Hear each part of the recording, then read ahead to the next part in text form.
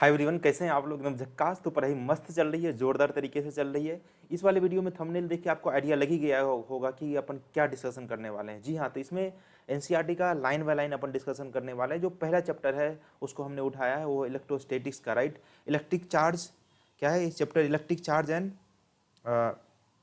Electric field से related जो chapter आपका एनसीईआरटी का, वो उसका अपन लाइन बाय लाइन डिस्कशन करेंगे।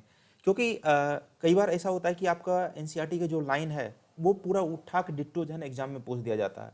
अगर अपन 2024 की नीट की अपन बात करें, उसमें भी ऐसा हुआ है कि एटॉमिक स्ट्रक्चर का क्लास 12th का ही था एक मतलब टॉपिक्स, उससे रिलेटेड जो है ना आपका जो समरी में जो लिखा गया था उससे उठा के पूछा गया है, राइट।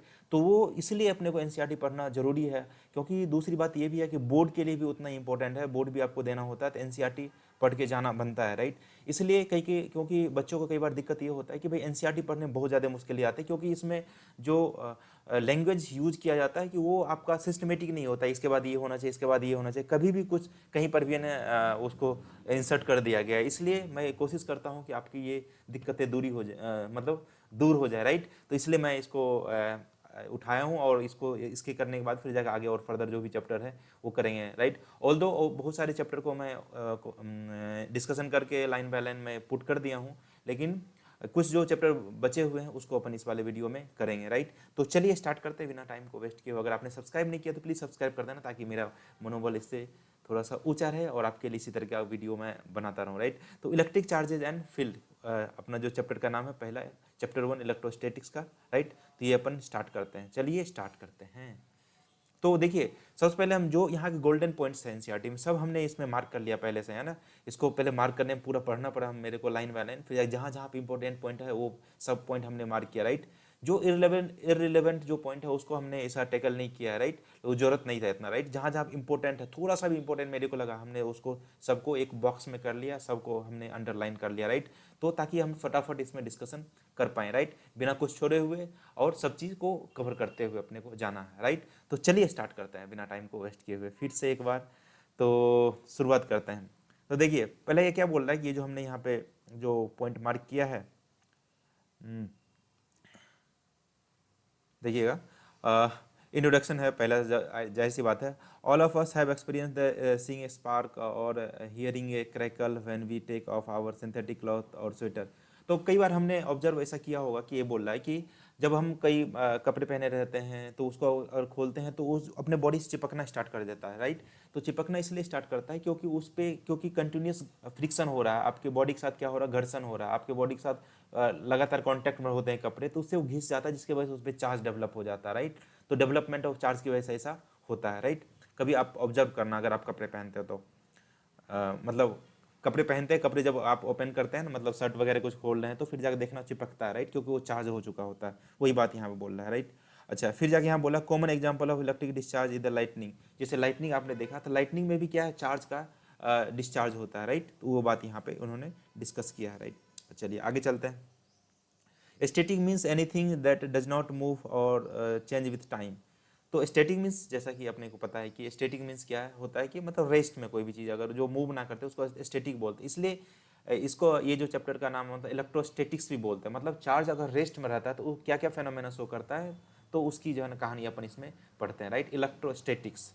चलिए फिर क्या बोलते, इलेक्ट्रोस्टैटिक्स डील्स विद, देखो यहाँ पे लिखा गया भी, electrostatics deals with the study of forces field and potential arising from the static charge. अगर चार्ज रेस्ट में हो तो ये चीज़ जो अराइज होती है, फोर्सेज फील्ड एंड पोटेंशियल, उसके बारे में अपन कहानी गढ़ते हैं, कहानी पढ़ते हैं। आगे चलते हैं, इलेक्ट्रिक चार्ज। अच्छा, इलेक्ट्रिक चार्ज में ऐसे हिस्टोरिकली बहुत सारी कहानी है, राइट। बहुत सारी कहानी है, एम्बर को किसी फर से रब किया, फिर जाके बेंजामिन फ्रैंकलिन का वो काइट वाला एक्सपेरिमेंट, राइट। वो सब चीज़ें यहाँ पर नहीं लिखा गया है, राइट। तो जो जो चीज़ है इंपॉर्टेंट है वो अपन बात करते हैं, right. Amber rubbed with the wool और silk cloth attract light object goes to Thales Miletus Greece around the 600 BC।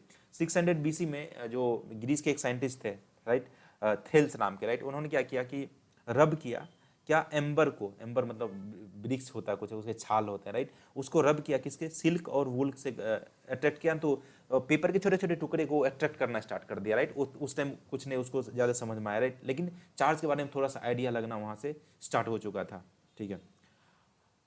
आगे चलते हैं। अब देखो यहाँ पर डिफरेंट डिफरेंट एक्सपेरिमेंट किया गया है, right.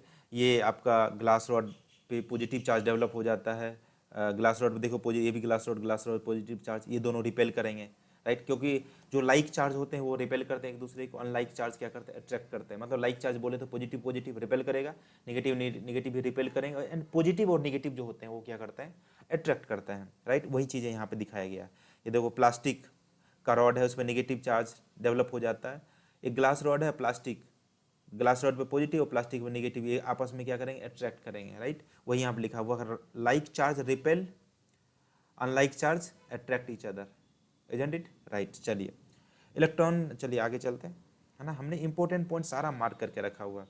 To plastic rods rubbed with cat's fur, बिल्ली की खाल है, cat's fur repelled each other, क्योंकि दोनों पे सेम नेचर के चार्ज डेवलप हो जाते हैं इसलिए रिपेल करते हैं एक दूसरे को, बट अट्रैक्ट द फर। यहाँ देखिए यहाँ पे क्या पॉइंट लिखा हुआ है, these seemingly simple fact were established from years of effort and careful experiment that and their analysis. It was concluded after many careful studies of different scientists that there were only two kinds of entry, which is called the electric charge, right. यहाँ फिर देखें, there are two kinds of electrification and we find that like charge repel and unlike charge, जैसा कि हमने बात किया था वही बात यहाँ पे लिखा गया है। कई बातें जो है ना इतना कंटिन्यूस मतलब रिपीटेशन वही लिखा गया है, राइट। जो मैं पहले मैं बोल दिया वही बातें यहाँ पे लिखी गई है, like charge repel and unlike charge attract each other. चलिए भाई आगे चलते हैं। फिर जाके क्या पॉइंट बोल रहा है, the property which differentiate the two kinds of charges is called the polarity of the charge, right. तो दो पोलरिटी होते हैं चार्ज के, पॉजिटिव चार्ज और नेगेटिव चार्ज, ठीक है। अब यहाँ पे वही बात यहाँ पे किया है, when a glass rod is rubbed with the silk, ठीक है, rubbed with the silk, then what happens, the rod acquires one kind of charge and the silk acquires the second kind of charge। कोई बात नहीं, जाहिर सी बात है, रब करेंगे तो रब करने से बेसिकली क्या होता है, इलेक्ट्रॉन्स का ट्रांसफर होता है, एक बॉडी से इलेक्ट्रॉन्स निकल के दूसरे बॉडी पे इलेक्ट्रॉन चले जाते हैं, राइट। जिससे अपने को पता है कि इलेक्ट्रॉन्स होते हैं नेगेटिव चार्ज, तो इलेक्ट्रॉन एक बॉडी से अगर निकल के दूसरे बॉडी में जाएगा तो इलेक्ट्रॉन निगेटिव चार्ज अपने साथ लेके चला जाएगा, मतलब जिस बॉडी से निकलेगा उस पर क्या रह जाएगा, पॉजिटिव चार्ज, और जिस बॉडी पे जाएंगे तो उसको क्या कर देगा, निगेटिवली चार्ज कर देगा, राइट। तो बेसिकली चार्जिंग या डिस्चार्जिंग क्या है, एक खेला है। एक खेला किसका है कि इलेक्ट्रॉन्स का ट्रांसफर का, इलेक्ट्रॉन एक बॉडी से दूसरे बॉडी पे ट्रांसफर होते हैं, राइट। कोई बॉडी चार्ज होता है या फिर डिस्चार्ज होता है, तो ठीक है वही बात यहाँ पे करने लगा है, right. This is true for any pair of object that are rubbed to be electrified. ये दो किसी बॉडी में हो सकता है, अगर उसको आप रब करते हैं तो एक पे चार्ज पॉजिटिव चार्ज डेवलप हो जाएगा, दूसरे पे नेगेटिव चार्ज डेवलप हो जाएंगे, राइट। मतलब opposite nature of charge develop हो चुके होते हैं उस पर। चलिए आगे पढ़ते हैं। If an object possesses an electric charge it's said to be electrified or charged, right. when it has no charge it's said to be neutral, electrically neutral। Charge अगर नहीं होता तो उसको क्या बोलेंगे, इलेक्ट्रिकली न्यूट्रल बोलेंगे, ऑफ कोर्स, ठीक है। चलिए आगे चलते हैं। इसमें क्या बोला है, a simple apparatus to detect charge on a body is called gold leaf electroscope. मतलब गोल्ड लीफ इलेक्ट्रोस्कोप एक डिवाइस है जिसका यूज किया जाता है कि कोई बॉडी चार्ज है या नहीं है उसको डिटेक्ट करने के लिए, राइट। चलिए फिर जाके यहाँ क्या, it consist of A vertical rod housed in box with two thin leaves attached to its bottom end। when the charged body object touches the metal knob and the top of the rod, charge flow on the leaves and they diverge। the degree of divergence is an indicator of the amount of charge। मतलब कुल मिला के ऐसा बात कर रहा है, right. ऐसा बात कर रहा है कि यहाँ आपके पास एक डायग्राम होगा भी शायद, जहाँ तक मेरे को लग रहा है, there must be one diagram to represent these phenomena whatever they are explaining here, right। so we will go in next page। या डेफिनेटली, राइट। ये है आपका गोल्ड लीफ आपका इलेक्ट्रोस्कोप। तो इसमें देखो मेटल का नॉब है, वर्टिकल मेटल का नॉब है, राइट। ये रबर का क्लिप यहाँ पे लगा दिया गया और इसमें हैंग कर दिया। अब आप यहाँ पे देखेंगे कि यहाँ पे दो लीव्स को है ना, यहाँ पे क्या कर दिया, ये नोब्स में ऐसे हुक करके ऐसा होता है, इसमें क्या कर दिया, फंसा दिया। अब जैसे ही इस पर चार्ज दोगे, है ना, जैसे ही इस पर चार्ज दोगे, for an example for easy understanding, ये देखिए ये आपका गोल्ड का लिप्स हो गया, एक लिप्स दूसरा लिप्स, इसको क्या कर दिया, इसे नोब से फंसा दिया। अब जैसे इस पे चार्ज देंगे तो इस वाले लिप्स पे भी चार्ज आएगा, इस वाले लिप्स पे भी चार्ज आएंगे, राइट। तो सेम नेचर के चार्ज आएंगे तो ये क्या हो जाता है, अभी ऐसा हुआ तो ये डाइवर्ज हो जाता है।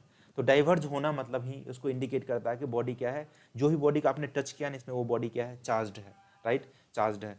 क्योंकि ये देखिए जितना ज़्यादा डाइवर्ज होगा उतना ज़्यादा ये बॉडी चार्ज उसको माना जाएगा, राइट। द डाइवर्जेंस, क्योंकि जितना ज़्यादा चार्ज इस पर आएंगे उतना ज़्यादा वो इसको क्या करेगा, डाइवर्ज करेगा, उतना ज़्यादा रिपेल करेंगे, ठीक है, उतनी ज़्यादा उसकी डाइवर्जेंस होती है। चलिए ठीक है, फिर से प्रीवियस पेज पे जाते हैं, आगे कुछ लिखा हुआ है तो उसको भी अपने को देखना। एनसीईआरटी ये सारे गोल्डन पॉइंट्स है, राइट, हमको ध्यान में रखना चाहिए ये सारे पॉइंट को। फिर आगे यहाँ पे इन्होंने क्या किया है, to electrify a neutral body we need to add और remove one kind of charge, right.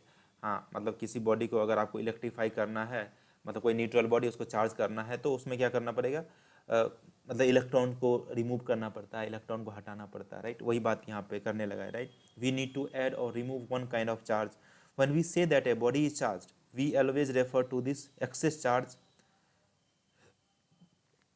deficit charge in solid, some of the electrons being less tightly bound in atoms, right। कई ऑब्जेक्ट ऐसे होते हैं जिसमें जो है ना electrons जो होते हैं मतलब लेसली बॉन्ड, जैसे मेटल्स है, मेटल्स के जो सरफेस पे बहुत सारे इलेक्ट्रॉन्स होते हैं जो मूव करते रहते हैं randomly, right. Some of the electrons being less tightly bound, वही बात यहाँ पे किया है। आर द चार्ज, फिर जाके इन्होंने बोला क्या कि electrons being less tightly bound in an atom and the charges which are transferred from one body to another body. A body can thus be charged positively by losing some electron, जैसा हमने बात किया था यहाँ पे। Electron का अगर loose करेगा तो मतलब इलेक्ट्रॉन निगेटिव चार्ज को छोड़ दिया, क्योंकि इलेक्ट्रॉन निगेटिवली चार्ज एंटिटी है, तो इलेक्ट्रॉन अगर लूज कर रहा है इसका मतलब निगेटिव चार्ज जा रहा है, तो जिससे जाएगा वो बॉडी पॉजिटिव चार्ज हो जाएंगे, जिस पे जाएगा वो बॉडी क्या हो जाएंगे, निगेटिवली चार्ज हो जाएंगे, राइट। जो जैसा मैं हमने पहला बोला था वही बात ये यहाँ पे रिपीट किया इन्होंने, right. Similarly body can be charge negatively bye gaining electrons, अगर बॉडी इलेक्ट्रॉन को गेन करता है तो वो कैसा हो जाता है, निगेटिवली चार्ज हो जाता है, ऑब्वियस सी बात है, राइट।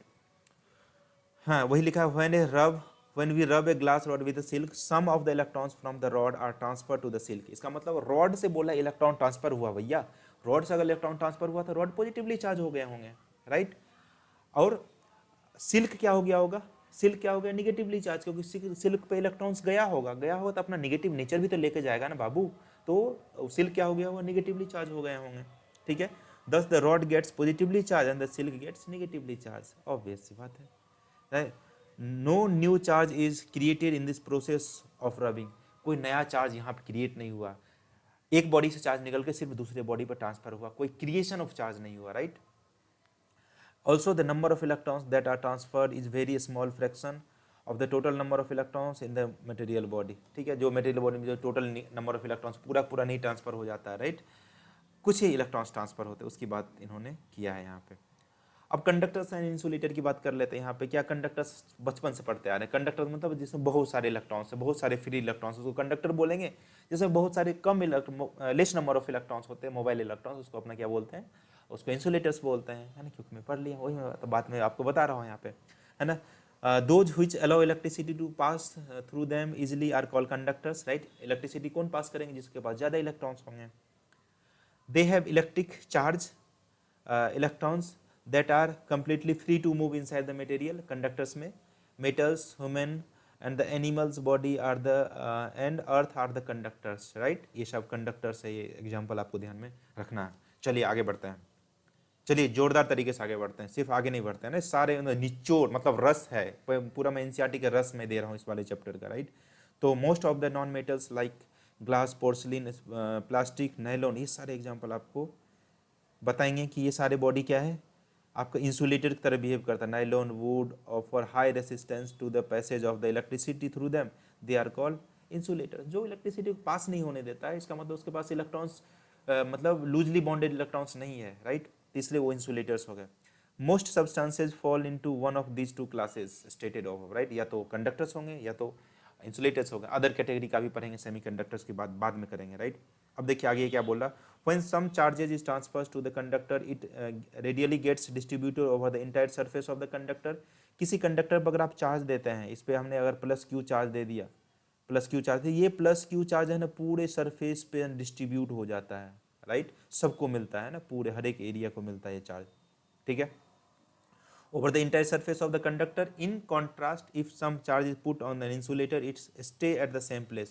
whereas अगर किसी इंसुलेटर पर अगर आप चार्ज देते हैं तो वो एक ही जगह पे पड़ा हुआ रहता है ना, वो डिस्ट्रीब्यूट नहीं होता इधर से उधर, राइट। तो इसकी बात अपन करेंगे, राइट। डी सोयाबीन आलू रोटी बना दो। तो we learn this by happen this next chapter, right. ये नेक्स्ट चैप्टर अपन पढ़ने वाले हैं। चलिए आगे बढ़ते हैं।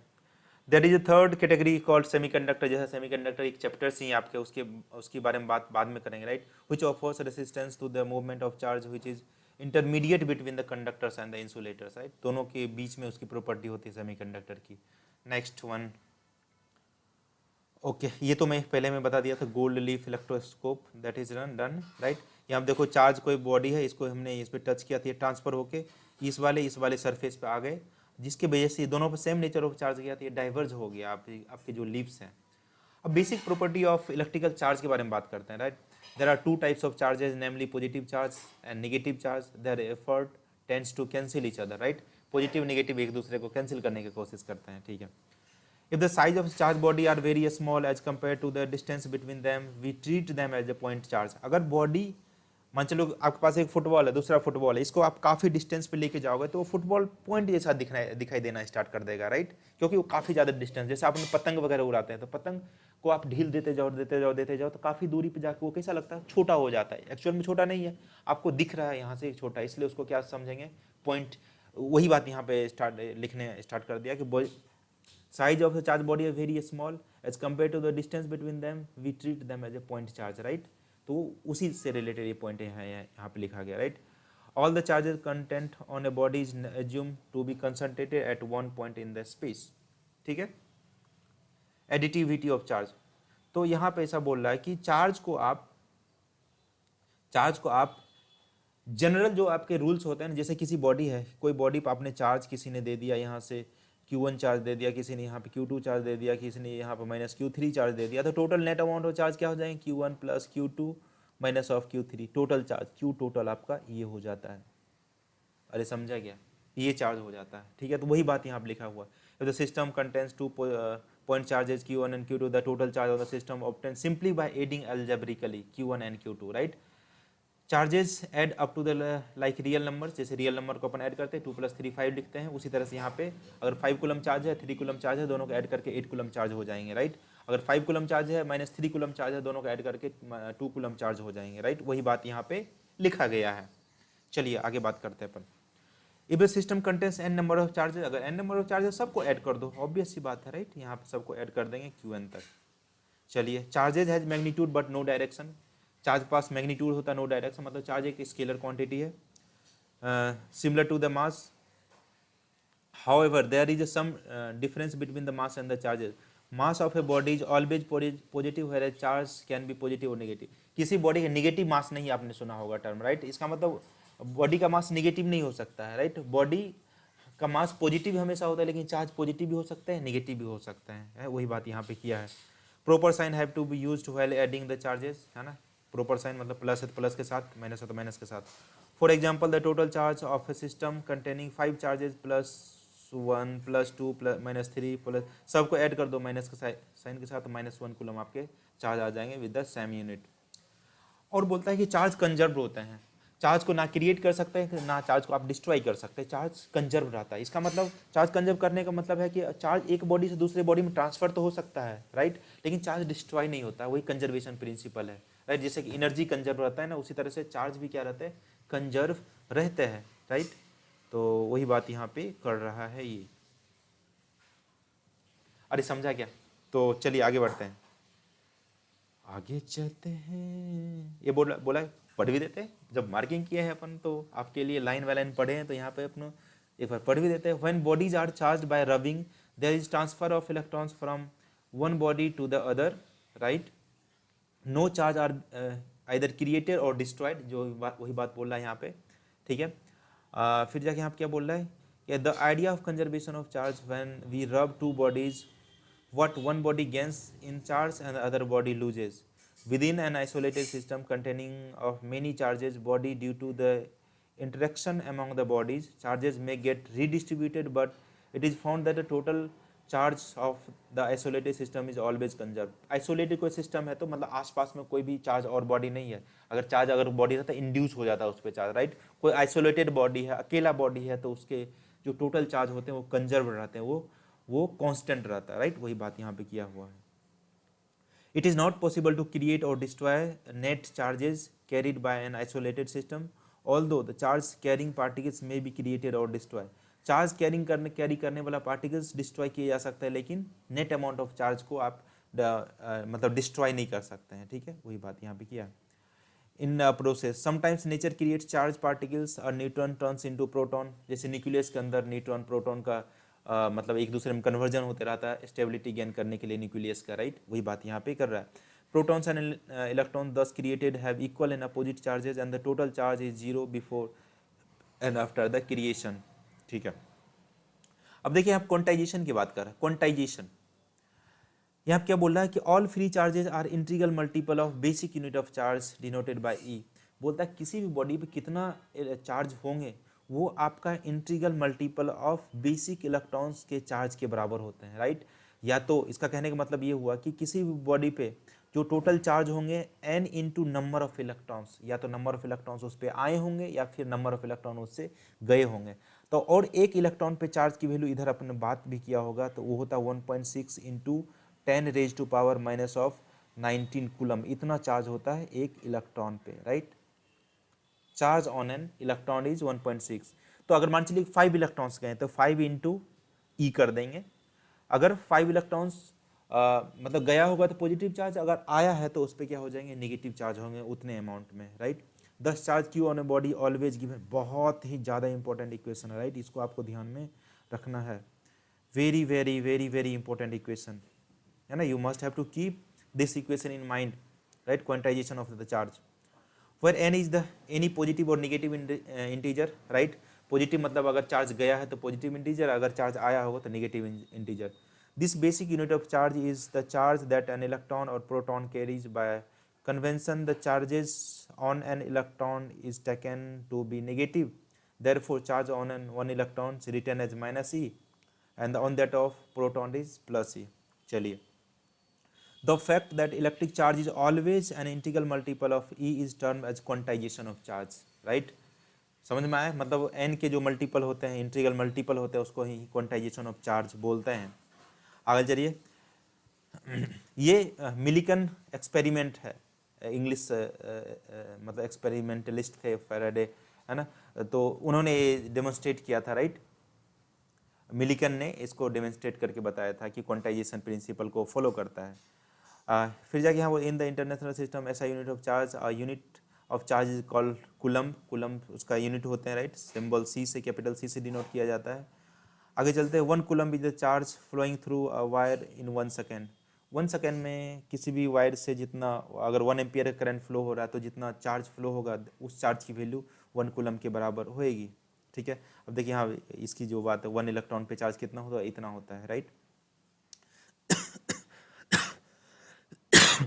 सॉरी, यहाँ पे क्या बोले, there are about 6 into 10 to power 18 electrons in charge of 1 coulomb. 1 coulomb में कितने इलेक्ट्रॉन्स होते हैं, 6 इंटू 10 टू पावर 18 इलेक्ट्रॉन्स होते हैं, राइट। इतने इलेक्ट्रॉन्स होते हैं, ठीक है।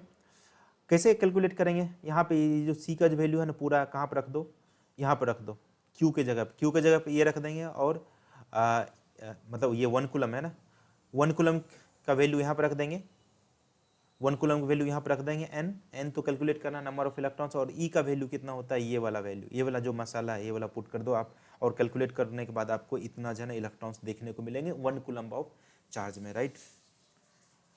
अच्छा, और जैसे कि स्मॉलर यूनिट ऑफ जो चार्जेस होते हैं उसको जो है ना माइक्रो कूलम में आपको मिली कूलम में डिनोट किया जाता है। 1 माइक्रो कूलम मतलब 10⁻⁻⁶ कूलम, और मिली कूलम मतलब 10⁻⁻³ कूलम के बराबर होते हैं, राइट। यहाँ पे क्या फिर से लिखा है, if a body contains n1 electrons and n2 protons, तो टोटल अमाउंट ऑफ चार्ज कितना हो जाएंगे, n2 प्रोटॉन्स है तो n2 into sorry n2 into ई, और इलेक्ट्रॉन्स है तो n1 electrons n1 into minus ई कर देंगे, राइट। माइनस ई कर देंगे तो total n2 minus n1 into ई, इतने उस पर क्या हो जाएंगे, चार्जेज हो जाएंगे, ठीक है। Since n1 and n2 are the integers the difference is also an integer, है ना। जैसे 4 है इंटीजर, 1 है इंटीजर, 4 माइनस 1 करेंगे तो 3, वो भी एक इंटीजर वैल्यू आएगा, वही बात किया है यहाँ पे, है ना। Thus the charge of an anybody is always an integral multiple of E, ठीक है। Integral multiple of E can be increase और decrease also in step of E, मतलब या तो ई होंगे या 2 ही ई होंगे, -4 ई होंगे या फिर 5 ई होंगे, राइट। ई के मल्टीपल में ही चार्ज आपको देखने को मिलेगा 1 E. The step size E is however very small because at microscopic level E की वैल्यू काफ़ी छोटी है, देखो ना कितना है, 1.66 इंटू 10⁻⁴ कहाँ गया ये, 1.602 10 टू पावर -9 कूलम। रफली इसको जो है ना लोग 1.6 इंटू 10 टू पावर -19 भी पढ़ते हैं, इतना भी पढ़ते हैं, ठीक है।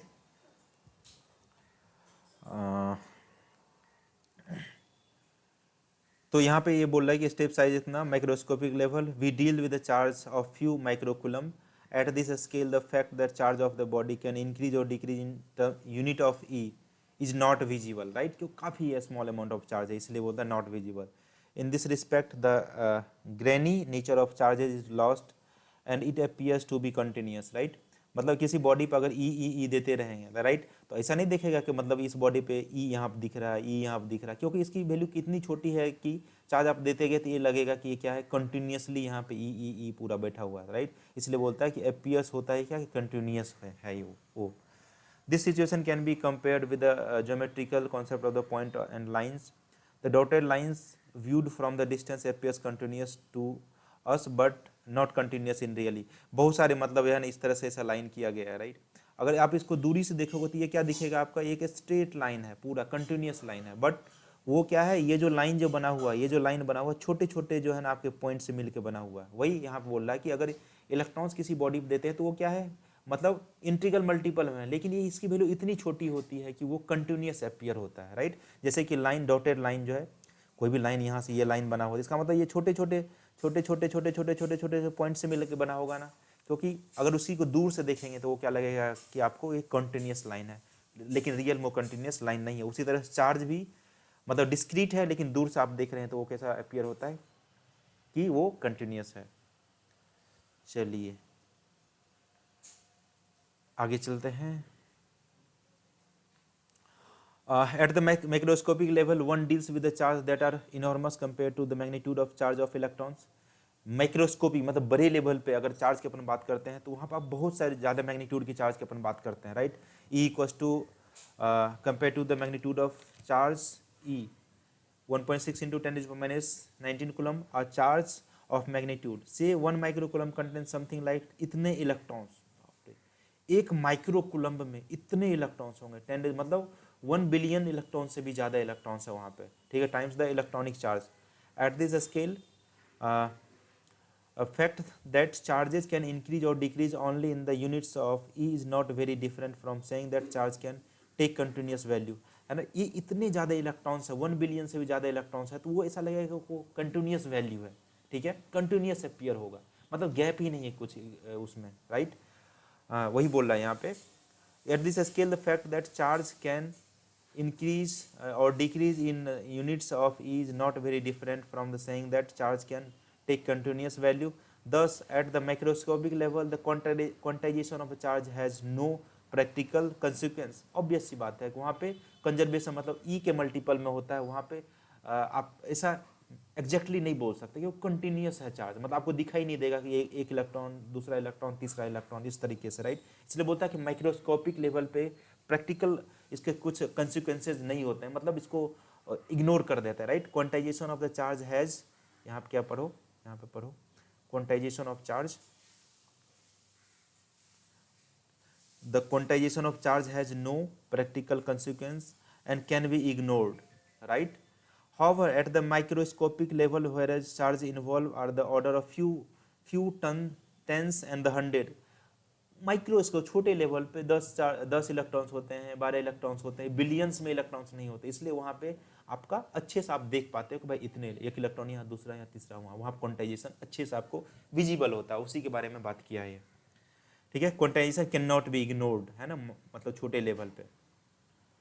चलिए अब यहाँ पे एक क्वेश्चन है, आप अटेम्प्ट करके देखना, इतना इलेक्ट्रॉन्स है move out of one body to the other body in every second, how much time is required to get the total charge of 1 coulomb, right. यहाँ पर लिख लेना कितने चार्ज 1 कूलम चार्ज लेके जाना थी, क्या करना 1 Q equals to N E कर लो, Q equals to N E कर लो, तो एन इंटू ई, यहाँ से नंबर ऑफ इलेक्ट्रॉन्स निकल जाएंगे, 1 कूलम की चार्ज है, ठीक है।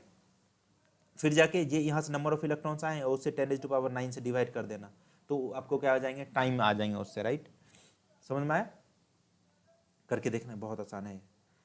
How much positive negative charge is there in a cup of a water, तो कप ऑफ वाटर में कितने मोल्स होंगे, मोल्स में फिर जाकर एवोगैड्रो नंबर से अपन मल्टीप्लाई ऐसा करेंगे, राइट, उतने आपके जो है ना ये क्या है नंबर ऑफ मॉलिक्यूल्स आ जाएंगे इतने में, ठीक है। अब मॉलिक्यूल्स आ गए आपके इतने 250/18 इतना, 250/18 इतना इतना, और उस पर क्या है आपका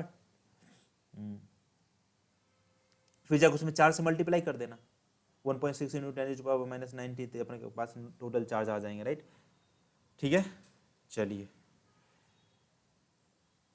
10 से इसलिए मल्टीप्लाई किया होगा क्योंकि H2O है, H2O है ना, H2O में कितने होंगे, ये H का 2 हो गए और ऑक्सीजन का क्या हो गए 8 हो गए, मतलब 10, ठीक है। 10 नंबर ऑफ इलेक्ट्रॉन्स और प्रोटॉन्स होंगे। चलिए कूलम्स लॉ की बात करते हैं। तो Coulomb's law is the quantitative statement about the force between the 2 point charge, 2 point charge के बीच में, 2 पॉइंट चार्ज के बीच में अगर कितना फोर्स लग रहा है वो अगर कैलकुलेट करना है तो अपन कूलम्स लॉ के हेल्प से कैलकुलेट करते हैं, राइट। ये Q1 और Q2 दो चार्जेज है राइट, तो इसके बीच में अगर r डिस्टेंस है आपके, r डिस्टेंस है आपके, तो यहाँ पे फोर्स की वैल्यू आगे जाके देखें क्या कैलकुलेट किया है वो, राइट, है ना। पॉजिटिव अगर चार्ज है तो ये सेंट्रल फोर्स भी होता है, मतलब ये दोनों चार्ज के सेंटर को सेंटर जोड़ दो, सेंटर टू सेंटर जोड़ दो, तो ये जितना इस पे फोर्स लगा रहा होगा वही उतना ही मैग्नीट्यूड का फोर्स ये एक दूसरे पर लगाते हैं, equal magnitude but opposite in sign का चार्ज होता है, मतलब फोर्स होता है। वही यहाँ पे बोला है the Coulomb's measure the force between 2 point charges, point charge का मेजर करता है, राइट। अगर 2 पॉइंट चार्ज है उसके बारे में ये कूलम्स लॉ मेजर करके देता है कितना फोर्स, ना कि कंटिन्यूस बॉडी के लिए, ना कि एक्सटेंडेड चार्ज बॉडी के लिए, right. And it is found that inversely the square of the distance between them, मतलब ये फोर्स बोला कि 1 divide by inversely of A square between them के प्रोपोर्शनल होता है, and the product of charges Q1 और Q2 के product के बराबर होता है, the magnitude of 2 charges and आगे देखिए क्या लिखा है, and acted along the line joining the 2 charges, acted the line joining along the 2 charges, मतलब दोनों चार्ज को जोड़ दो आप सेंटर टू सेंटर, ये चार्ज के सेंटर से दूसरे चार्ज के सेंटर पे अपन क्या कर देंगे जोड़ देंगे, तो यहाँ पे इस लाइन के अलोंग लगता है, इसलिए इसको सेंट्रल फोर्स बोलते हैं। एक point charges Q1 Q2 separated by distance r in vacuum, then the magnitude of force between them is इतना, कितना फोर्स लगेगा उस पर, इतना फोर्स लगने वाला है, k Q1 Q2 divide by r square, k की वैल्यू वैक्यूम में होती है 1 divide by 4 pi epsilon not, जो की वैल्यू होता है 9 इंटू 10⁻⁹, 9 इंटू 10⁻⁹, ये होता है newton metre square divide by coulomb square. समझ में आया बात। और एप्सिलॉन नॉट को बोलते हैं परमिटिविटी इन एयर और फ्री स्पेस, जिसकी वैल्यू होती है 8.85 10⁻⁻12 coulomb square divide by newton metre square, right, ये होता है इसका वैल्यू। चलिए आगे चलते हैं। In SI units the value of k is, ये जैसा कि आपने बात किया था इतना होता है, the unit of charge result from the choice is called the coulomb which we defined earlier in the section putting the value of k, right. अगर मतलब आप Q1 1 कूलम्ब के 2 चार्ज लोगे और 1 मीटर के सेपरेशन में लगोगे रखोगे तो उसको उसमें कितना फोर्स लगेगा, इतना फोर्स लगेंगे 9 इंटू 10⁻⁹ न्यूटन का। चलिए ये चार्ल्स ऑगस्टिन डी कूलम्ब साहब का ये फोटो है, उनके बारे में कुछ लिखा गया है यहाँ पे, है ना, ये आप पढ़ना चाहते तो पढ़ सकते हैं। नेक्स्ट अब देखो यहाँ पे वही यहाँ पे मार्क किया है, एक चार्ज Q1 यहाँ पर रखा, Q2 यहाँ पर रखा हुआ, तो Q1 ने इस पर कितना फोर्स लगाया, फोर्स ऑन चार्ज 2/1, ये हो गया, राइट। फिर फोर्स ऑन 1, ये चार्ज 1 है बाई 2, इतना फोर्स हो गया, और इसके बीच में डिस्टेंस इतना हो गया, राइट। तो यहाँ पे फोर्स की वैल्यू जो कैलकुलेट किया 1/4 पाई एप्सिलॉन और Q1 Q2 divide by r square, ठीक है। 1 coulomb is evidently very too big unit to be used practical electrostate, one use a smaller units 1 milli coulomb 1 micro coulomb का use किया करते हैं लोग generally. E not की जैसा कि आपने बात किया था, ई नॉट क्या है, permittivity in the free space है, राइट।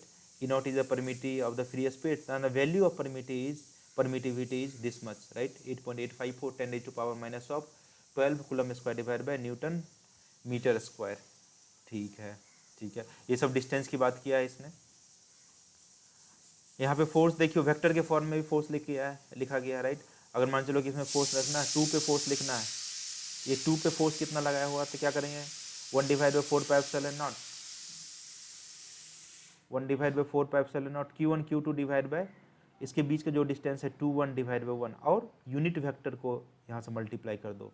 यूनिट वेक्टर मतलब 2/1, 2:1 यहाँ पे इसलिए लिखा गया। अगर 1 पे निकालते, जैसे मान चले कि यहाँ पे फोर्स ऑन 1/2 अगर आपको चाहिए होता तो क्या करते, 1/4πε0 Q1 Q2 divide by R12 का स्क्वायर, यहाँ पे यूनिट वेक्टर से मल्टीप्लाई कर देते 1 × 2, तो ये आपके पास क्या आ जाता, फोर्स। ठीक है। और यहाँ पे वही बात किया है कि attraction expected to unlike charge. Unlike charge में क्या हो गया, चार्जेस सेम नेचर के चार्ज में रिपल्सन एंड अपोजिट नेचर के चार्ज में क्या करेंगे, रिपल्सन करेंगे। नेक्स्ट क्या है, अब देखिए यहाँ पे वही लिखा हुआ कि एक दूसरे पे इक्वल एंड अपोजिट फोर्स लगाते हैं। Force on 1/2 equals to negative of force on 2/1, है ना, ये सब बात हमने पहले ही किया था। ठीक है। Coulomb's law agree with the Newton third law, वही एंड इक्वल एंड अपोजिट, जितने जोर से आप थप्पड़ मारेंगे उतने जोर से आपको भी चोट लगने वाला, वही बात यहाँ किया हुआ है। Coulomb's law gives the force between 2 charges Q1 and Q2 in vacuum. If there are placed in matter or the intervening space matter, then situation gets complicated due to the presence of charge consequence of the matter. Okay, अगर इसमें vacuum है तो k Q1 Q2 divide by 1/4 Q1 Q2 divide by R square कर लेते हो, right. अगर इसके बीच में कोई मसाला मीडियम को यहाँ पे पुट कर दिया जाए अगर, राइट, तो उसके चार्ज की फोर्स की वैल्यू उसके बीच में चेंज हो जाता है, राइट। जैसे मान चलो कि दो चार्जेज के बीच में Q1 एंड Q2 के बीच में अगर आप कुछ मान चलो मर्क्यूरी रख दिया, मर्क्यूरी एक मेटल है, मेटल की जो ये जो वैल्यू होती है परमिटिविटी ऑफ मीडियम, उसकी वैल्यू होती है इन्फिनिटी। इसका मतलब इसमें इन्फिनिटी से डिवाइड करेंगे तो फोर्स ही क्या हो जाएगा, 0 हो जाएगा, राइट। वही बात यहाँ पे किया है। अब देखो ये क्वेश्चन है, आप इसको कैलकुलेट करके देखना, दो चार्जेज वगैरह, 2 इलेक्ट्रॉन्स दिए गए हैं तो उसमें फोर्स तो क्या हो जाएंगे k Q1 Q2 divide by R square, और ग्रेविटेशनल फोर्स भी आ जाएंगे क्योंकि इलेक्ट्रॉन के पास मास भी होता है, mass of electron G m1 m2 divide by R square, दोनों के रेशियो लेते हैं तो कितना फोर्स का वैल्यू आएगा, वो इस रेशियो इस ऑर्डर में आता है, फोर्स का वैल्यू 10⁻36 के ऑर्डर में आता है। ये बातें आपको ध्यान में रखना है।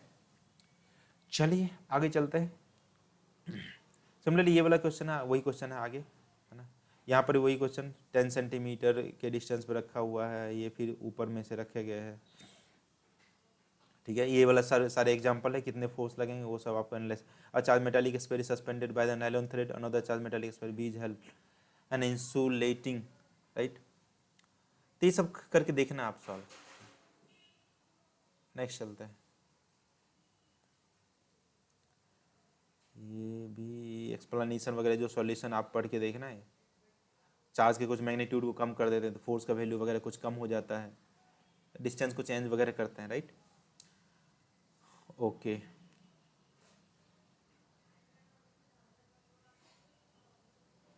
अब देखिए यहाँ पे बात किया है, यहाँ पे बात किया force between the multiple charges.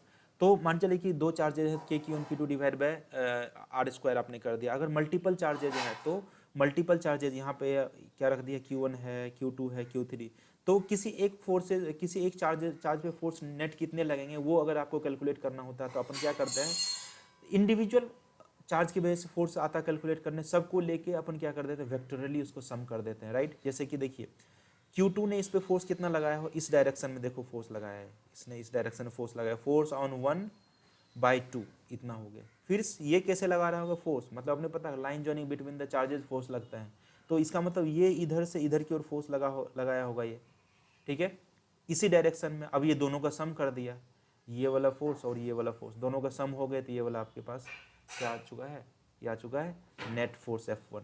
तो F1 की वैल्यू अपन क्या करेंगे, F1 वेक्टर, इसको वेक्टरली सम करना पड़ेगा क्योंकि ये वेक्टर क्वांटिटी है, फोर्स 1 2 राइट। इसके बीच में कुछ एंगल होंगे, वो डिसाइड करेंगे कितना फोर्स होगा, वही यहाँ पे आपको कैलकुलेट किया हुआ है, ठीक है।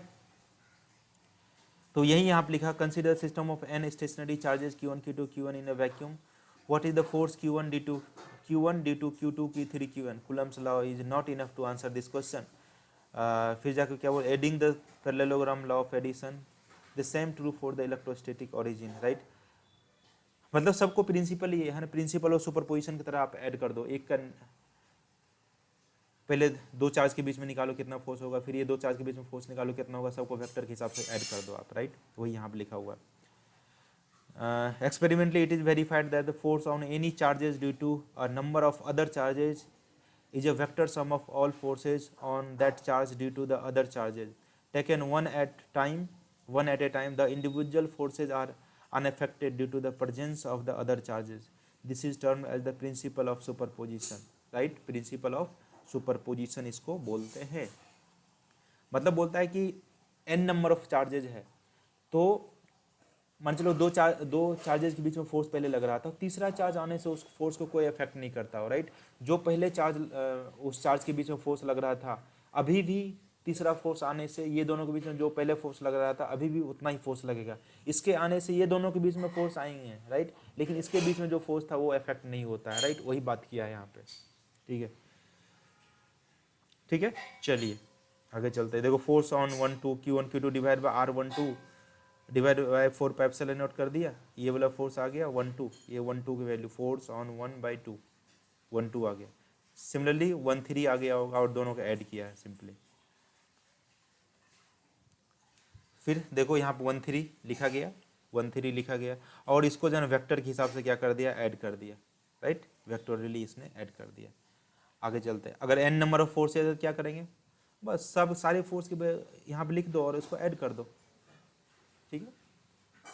वही यहाँ पे फोर्स कैलकुलेट करना है आपको, फोर्स यहाँ पे आपको कैलकुलेट करना है।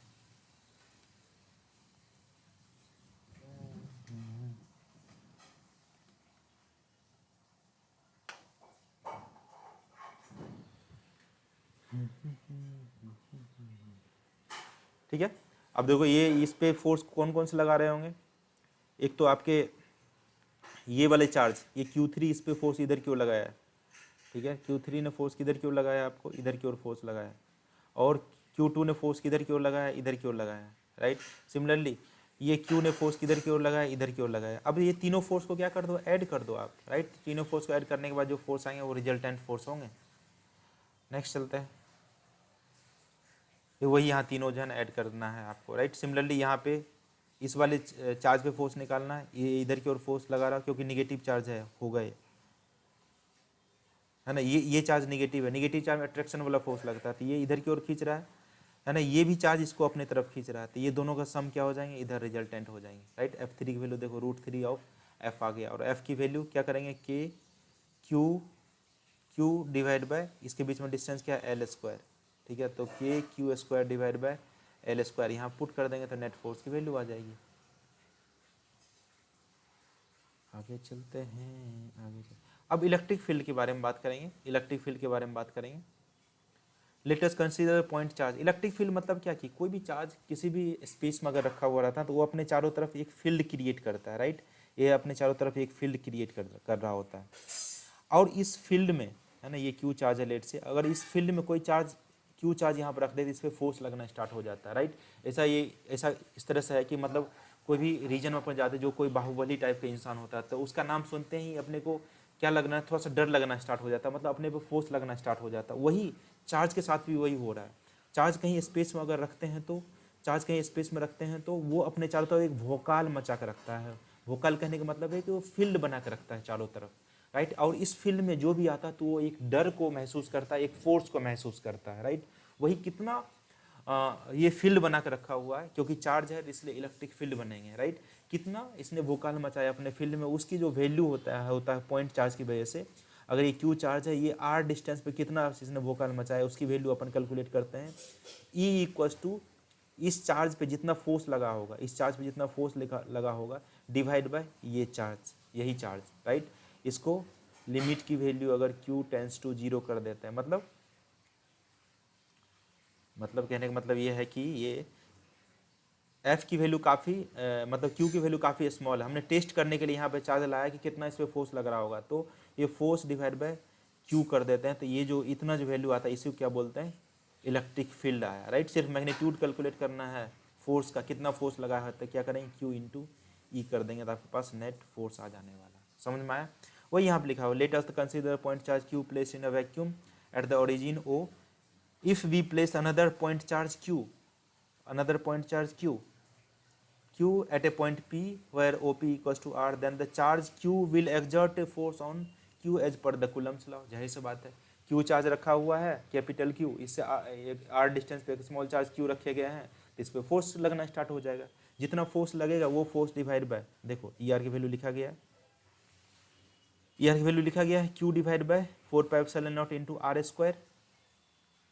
ठीक है, आगे पढ़ते हैं, आगे पढ़ते हैं क्या है, तो एफ की वैल्यू कितना लग रहा है, वो force 1/4πε0 Q divide by R square, Q divide by R square, right. अब देखो यहाँ जो आपको ये डिफाइन किया गया F R equal to Q into E define किया गया है। ऐसा unit of electric field is newton per coulomb, right. और electric field due to a charge Q at a point in the space may be defined as the force that a unit positive charge would experience if placed if placed if placed if placed at that point, right। the charge q which is producing a electric field is called the source charge, जो electric field produce करता है उसको source charge बोलते हैं। And the charge q which is test the effect of that source charge is called test charge, या फिर उसको point charge बोलते हैं, राइट। पॉइंट चार्ज मतलब जिसका मैग्नीट्यूड काफ़ी कम है, उस टेस्ट चार्ज के मतलब जन सोर्स चार्ज के रिस्पेक्ट में। Note that source charge q must remain at its original location. However, if charge q is brought at any point around q, q itself is bound to experience an electrical force due to q and will tend to move. A way out this difficulty to use make q is negligibly small, q की value काफ़ी small होती है। A force F then negligibly small but the F by Q is finite, define the electric field, right। ये जैसा कि हमने बात किया था, limit of Q tends to zero, Q की वैल्यू काफ़ी छोटी रखते हैं, नहीं तो अगर छोटी नहीं रखेंगे तो यहाँ पे Q रखा हुआ है, राइट, यहाँ Q रखा, ये R डिस्टेंस पे Q चार्ज रखेंगे तो इस पर फोर्स लगना स्टार्ट कर देगा और इसको खिसका देगा, राइट। इसलिए Q की वैल्यू काफ़ी छोटी रखते हैं ताकि इस पर फोर्स भी लगे तो काफ़ी छोटा फोर्स लगे, राइट, जिसकी वजह से ये उड़ ना जाए, यहाँ से हवा में उड़ ना जाए, राइट, इसलिए छोटा रखता है। इसलिए बोल रहा है Q tends to zero, Q की वैल्यू काफ़ी छोटी होनी चाहिए। ठीक है, चलिए नोट यहाँ पे पढ़ते हैं। Electric field is due to Q though defined operationally in the terms of some test charge Q is independent of Q, मतलब जो टेस्ट चार्ज रखे हैं तो टेस्ट चार्ज फिर से डिवाइड ही कर देते हैं तो वो इंडिपेंडेंट होता है, राइट। जैसे यहाँ आप देखिएगा, यहाँ आप देखिएगा अगर अपन इसको कैलकुलेट करें तो हो अब देखिए यहाँ फोर्स क्या हो जाएगा, इसके बीच में के क्यू आर डिस्टेंस पे, तो K Q divide by R square, और ये क्यू से फिर से डिवाइड कर दे, देखिए क्यू तो उड़ ही जाता है, K Q divide by R square, मतलब टेस्ट चार्ज पे डिपेंड नहीं करता है, ठीक है। इलेक्ट्रिक फील्ड वही बोल रहा है, this is because F is proportional to Q so that ratio F by Q does not depend on the Q. The force F on the charge q due to the charge q depends on their particular location of the charge q, which may take any value in the space around the charge q, right। Thus the electric field is due to charge capital Q is also depend the space coordinate r पे depend करता है, q divide by R square से।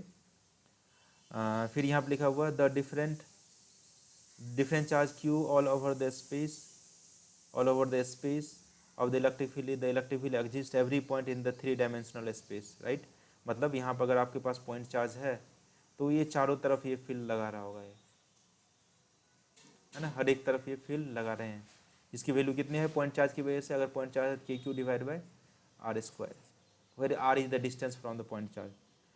तो यहाँ for a positive charge electric field will be directed radially outward, अगर positive charge आपके पास है, यहाँ पे सुंदर सा अगर पॉजिटिव चार्ज अपन यहाँ बना दें, देखिएगा पॉजिटिव चार्ज अगर यहाँ बनाए तो इसके वजह से इलेक्ट्रिक फील्ड रेडियली आउटवर्ड होता है, इसकी डायरेक्शन बाहर की तरफ ऐसे दिखेगी, बाहर की तरफ इसकी फील्ड दिखने वाली, राइट। अगर निगेटिव चार्ज होता है तो निगेटिव चार्ज की वजह से यहाँ पे फील्ड का वैल्यू क्या हो जाता है बच्चा, निगेटिव चार्ज यहाँ तो फील्ड का वैल्यू इसके तरफ आता है, इसके तरफ आता है, ना कि इससे दूर जाता है, राइट, इनवर्ड, इनवर्ड, राइट, इसके वजह से क्या फील्ड आता है, इनवर्ड आता है। समझ में आई बात? आगे चलिए बढ़ते हैं। Since the magnitude of force F on the charge Q due to the Q charge depends only on the distance r of the charge Q from the charge, the magnitude of electric field E will also depend only the distance r पे depend करता है। Thus at equal distances from the charge Q, the magnitude of its electric field E is same. The magnitude of electric field E is due to a point charge is thus same in the space with the point charge at the center. In other words, is a spherical symmetry, right? Spherical symmetry होता है, ये तो कुछ ज़्यादा कहने की बात है नहीं, वो तो अपन समझ ही गए। चारों तरफ फील्ड निकालना है, ये पॉइंट चार्ज चारों तरफ फील्ड निकालना है तो स्पेरिकल सिमेट्री दिखेगा आपको। अरे समझा क्या? अब देखिए यहाँ पे electric field due to system of charge, system of charge जैसे कि फोर्स निकाले थे ना, फोर्स की एक फोर्स की वजह से दो फोर्स की वजह से जो चार्ज दो चार्ज की वजह से जो फोर्स आया था सबको हमने ऐड कर दिया था, उसी तरह से आपको सिस्टम ऑफ चार्जेस की वजह से फील्ड कितना होगा तो इंडिविजुअल निकाल के अपन क्या कर देंगे, ऐड कर देंगे, राइट। जैसे कि n number of charge Q1 Q2 Q1 ऐसा लिखा गया है, R2 R1 R2 R3 distance पे, right. Net amount of field कितना हो जाएगा, बस इसको ऐड करना है वेक्टर के हिसाब से, ठीक है ना। देखिए यहाँ पे आपके पास ये Q1 चार्ज है, ये Q2 चार्ज है, ये Q3 Q4, यह इस वाले पॉइंट पे सब फील्ड लगा रहे हैं अपने हिसाब से। ये इधर की ओर फील्ड लगाया, ये वाला चार्ज रेडियली इधर की ओर फील्ड लगाया, ये वाला चार्ज इधर की ओर फील्ड लगाया, ये वाला चार्ज इधर की ओर फील्ड लगाया, सबको ऐड कर देना है वेक्टर के हिसाब से, तो नेट फील्ड आ जाएंगे। यहाँ देखिए यहाँ पे ऐड कर दिया है, ठीक है। Electric field, net electric field की वैल्यू इतनी आ जाएगी। Physical significance of electric field यहाँ पे पढ़ते हैं। Electric field at a point in the space around a system of charge tells you that force unit positive test charge would experience if we place at that point without disturbing the system. ये बोलता है कि electric field ये बताता है कि किसी point charge को अगर इलेक्ट्रिक फील्ड में प्लेस करते हैं तो इस पर कितना फोर्स लग रहा होगा, है ना। ये क्यू चार्ज वाले इलेक्ट्रिक फील्ड में रखें, इस पर कितना फोर्स लग रहा होगा इस वाले टेस्ट चार्ज पे, पॉइंट चार्ज पे, वो बताता है, राइट, विदाउट डिस्टर्ब, इसको बिना डिस्टर्ब किए हुए, ठीक है।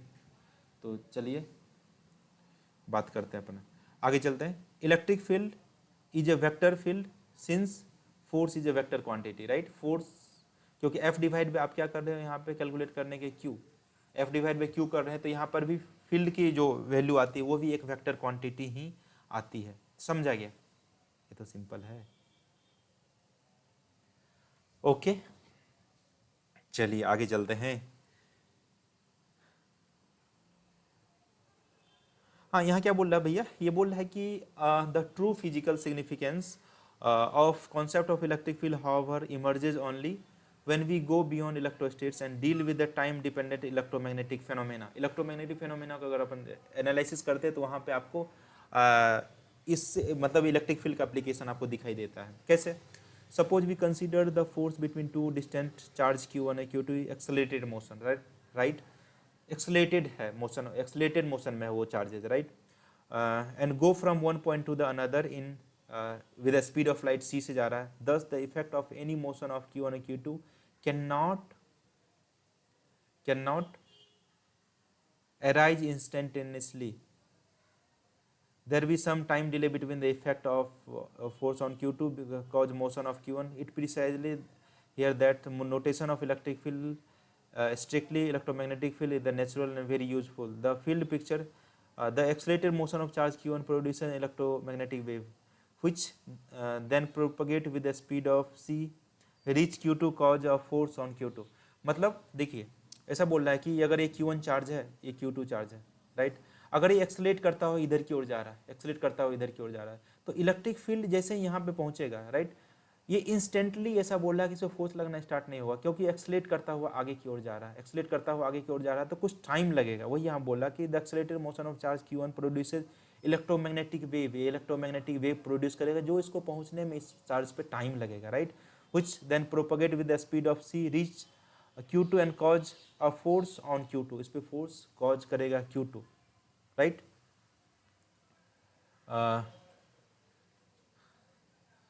वही बात यहाँ पे किया हो, राइट, ठीक है।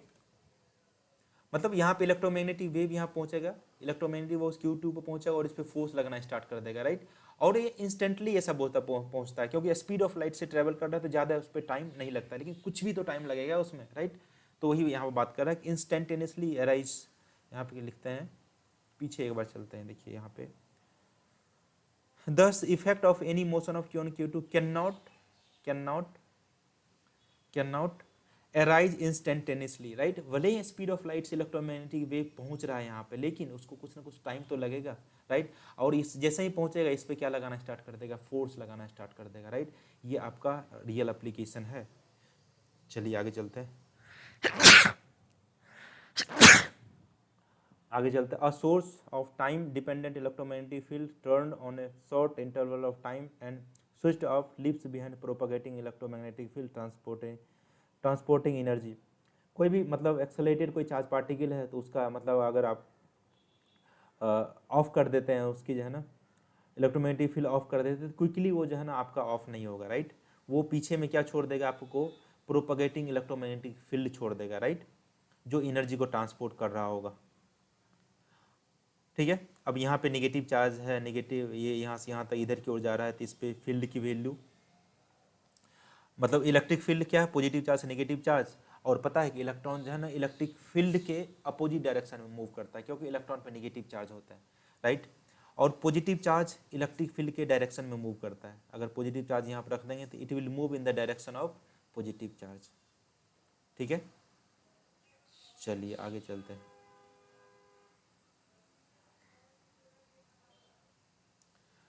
कोई यहाँ पे कैलकुलेट किया है उस पर एक्सेलरेशन ऑफ इलेक्ट्रॉन्स कितना होगा, इस वाले पिछले वाले क्वेश्चन की अगर हम बात करें, पिछले वाले क्वेश्चन की बात करें तो इसमें बोला कि ये यहाँ से ये रिलीज कर दिया है तो इस पर फोर्स लग रहा होगा नहीं, इस वाले डायरेक्शन में कितने टाइम लगेंगे इस प्लेट से इस प्लेट पे मूव करने के लिए, वैसा बात किया है, राइट।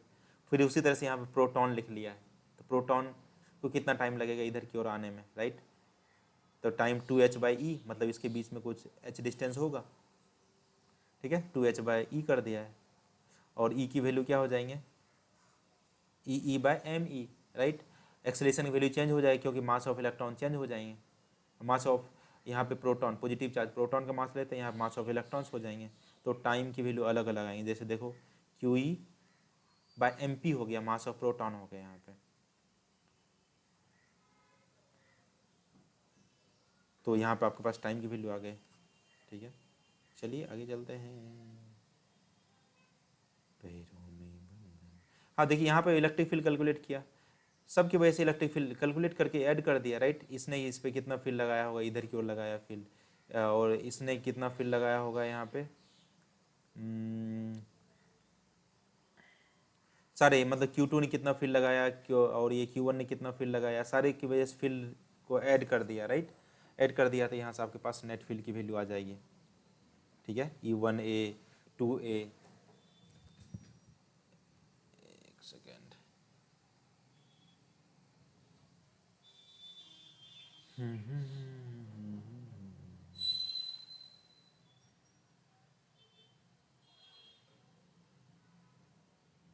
समझे क्या। चलिए आगे चलते हैं।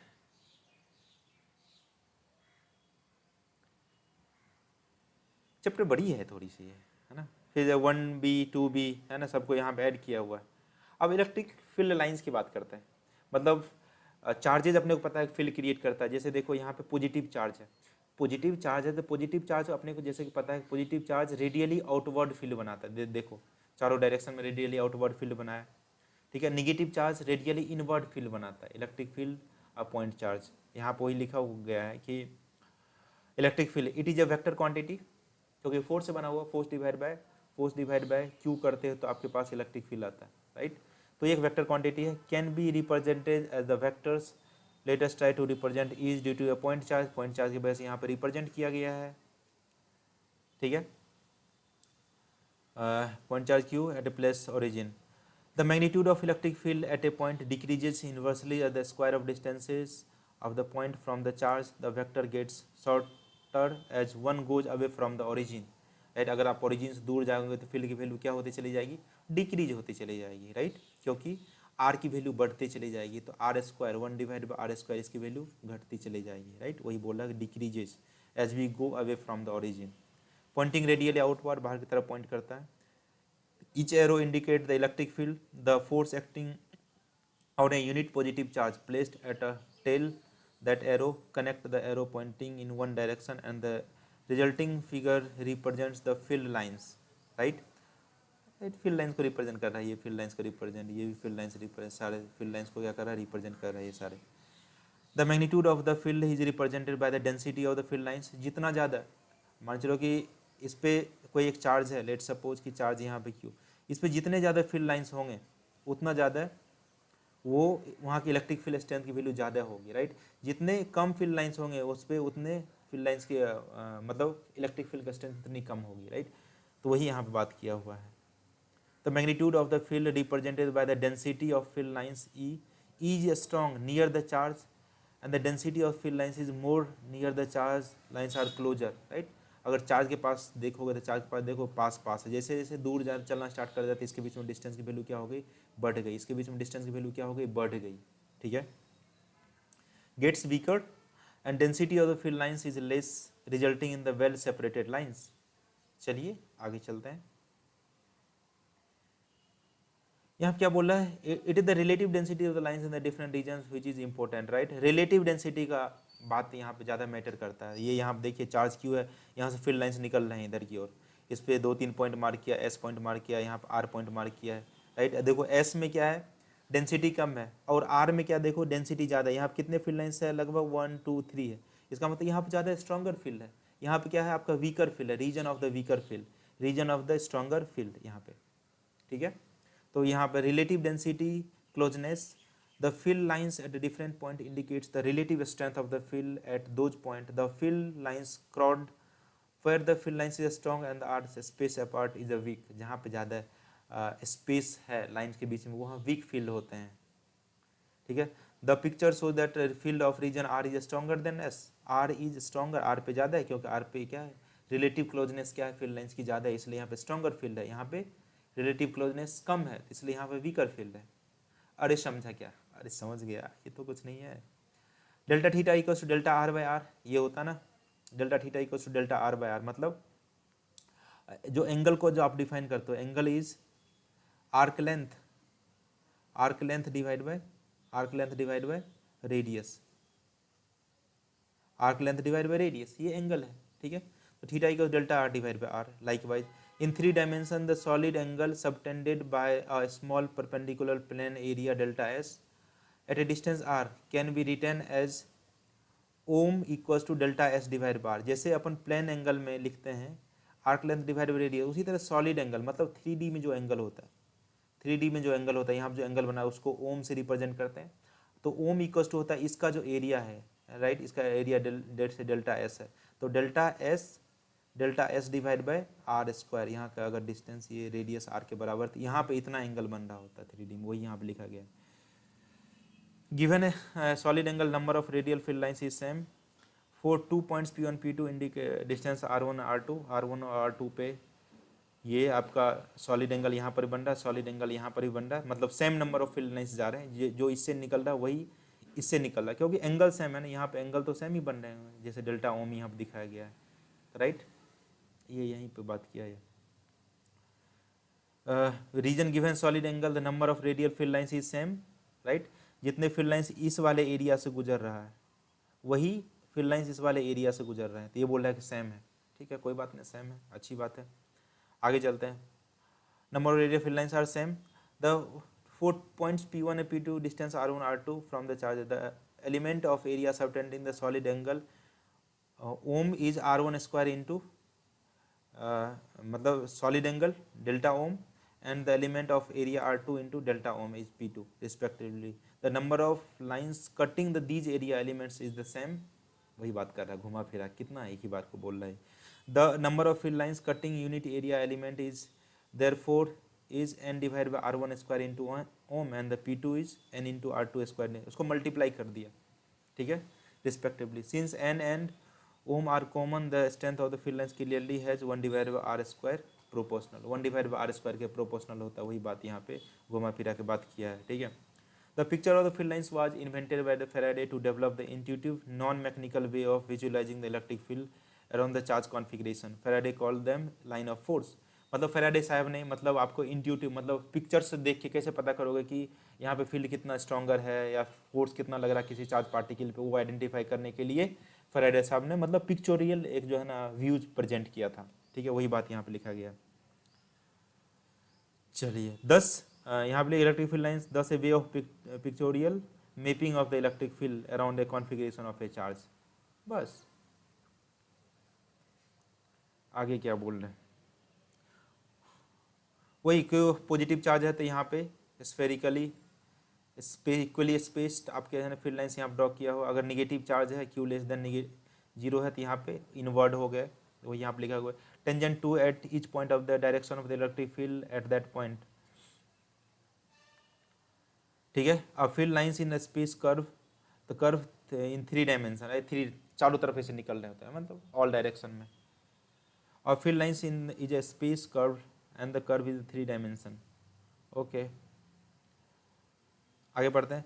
Field lines of a single positive charge radially outward, जैसे कि यहाँ पे positive charge radially outward and those single negative charge is radially inward. वही पिक्चर जो दिखाई वही बात यहाँ पे लिखा गया है। Okay the field lines around the system of 2 point charge Q and Q give a vivid pictorial description of their mutual repulsion. 2 point charge लिया सेम नेचर का, राइट। तो फील्ड लाइंस क्या होता है, अगर दो सेम नेचर के charge repel करते हैं तो ये पॉजिटिव चार्ज की वजह से यहाँ पे इधर की ओर जा ही रहा था, ये क्या हो गया, यहाँ से रिपल्सन फेस हुआ तो इधर की ओर मुड़ गए, राइट। और यहाँ से फील्ड लाइंस निकल रहे हैं, यहाँ से फील्ड लाइंस निकल रहे हैं, दोनों पॉजिटिव चार्ज है इसलिए मर्ज नहीं कर रहा। लेकिन अगर एक पॉजिटिव एक निगेटिव चार्ज है तो ये क्या करेगा, पॉजिटिव से निकल के निगेटिव पे जाएंगे, क्योंकि पॉजिटिव निगेटिव में अट्रैक्शन होता है। यहाँ से निकल के यहाँ पे गया, यहाँ से निकल के यहाँ से निकल के इधर की ओर गया, राइट। इधर से निकला और ये इधर से इन हो गया यहाँ पर, राइट। इधर से निकला फील्ड लाइंस इधर की ओर इन हो गया, वही बात यहाँ पे लिखा गया। Around the configuration of two equal and opposite charge, a dipole, so clearly the mutual attraction between the charges. Field lines allow the follow some important general properties, and field lines के बारे में कुछ properties है यहाँ पर आप देख लीजिए। Field lines start from positive charge से start होता है, and end at the negative charge, positive से start हुआ, यहाँ पे positive से start हुआ और negative पे जाके end हुआ। और क्या बोल रहा है, क्या बोल रहे हैं, negative charge if there is a single charge they may start or end at infinity. अगर सिंगल चार्ज है तो यहाँ पे इन्फिनिटी पे जाके एंड होने वाला है, इन्फिनिटी पे जाके एंड हो रहा है। In a charge free region electric field lines can be taken be continuous curve without any break. मतलब ये फील्ड लाइंस क्या है, कंटिन्यूस है आपका, ये कंटिन्यूस होते हैं ये फील्ड लाइंस बिना ब्रेक का। Two field lines can never cross each other.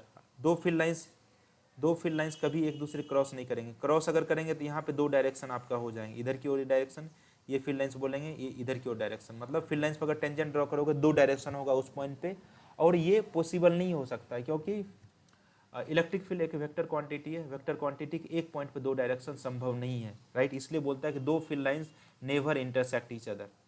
If they do so, then there will be 2 direction at that point, which is not possible. समझ में आई बात। चलिए आगे चलते हैं। वही यहाँ लिखा है, if they did, the field at a point of intersection will not have the unique direction, which is absurd, right? Electrostatic field lines do not form any closed loop.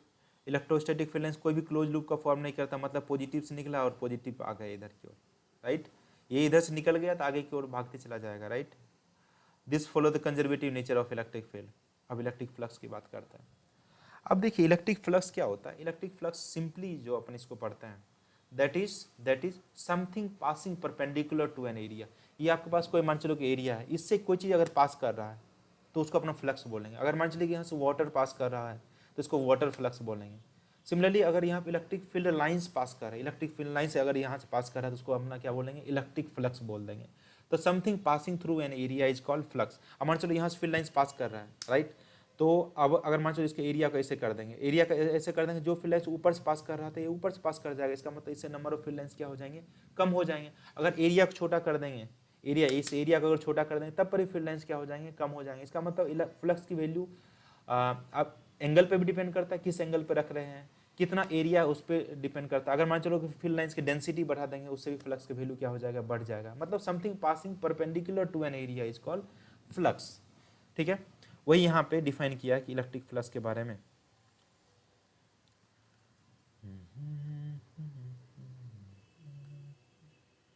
देखिए क्या बोल, consider a flow of liquid with velocity v velocity कोई liquid flow कर रहा है through a small flat surface of ds, the direction normal to the surface, है ना, कोई इस वाले एरिया है इसे पास कर रहा है liquid, right, normal to the surface, the rate of flow of the liquid given by the volume crossing per unit crossing the area per unit time, vds represents the flux of the liquid flowing that cross the plane, है ना, vds को क्या बोलेंगे, flux of liquid, मतलब liquid का flux बोलेंगे, in normal to the surface not parallel to the direction of flow of the liquid to the v but makes an angle theta with the projected area of the plane perpendicular, then del ds cos theta हो जाएगा, therefore the flux going out the surface ds v dot n cap ds. For the case of electric field, we define the analogous quantity and call it electric flux, right, इसी के analogous quantity को क्या बोलेंगे, flux बोलेंगे, और यहाँ पे similarly ऐसे ही डिफाइन करेंगे, यहाँ पे वॉल्यूम की जगह पे क्या लिखेंगे, इलेक्ट्रिक फील्ड लिखेंगे, और ds की जगह पे एरिया है, इसको क्या बोल देंगे, इलेक्ट्रिक फ्लक्स फाई ई, ये क्या हो गया आपका इलेक्ट्रिक फ्लक्स, राइट, ये एक डॉट प्रोडक्ट से डिनोट करते हैं, अगर टोटल फ्लक्स चाहिए तो ई ds कॉस ऑफ थीटा कर देंगे, थीटा क्या है, angle between vectors, angle between electric field and ds vector, and इसके बीच का एंगल हो गया,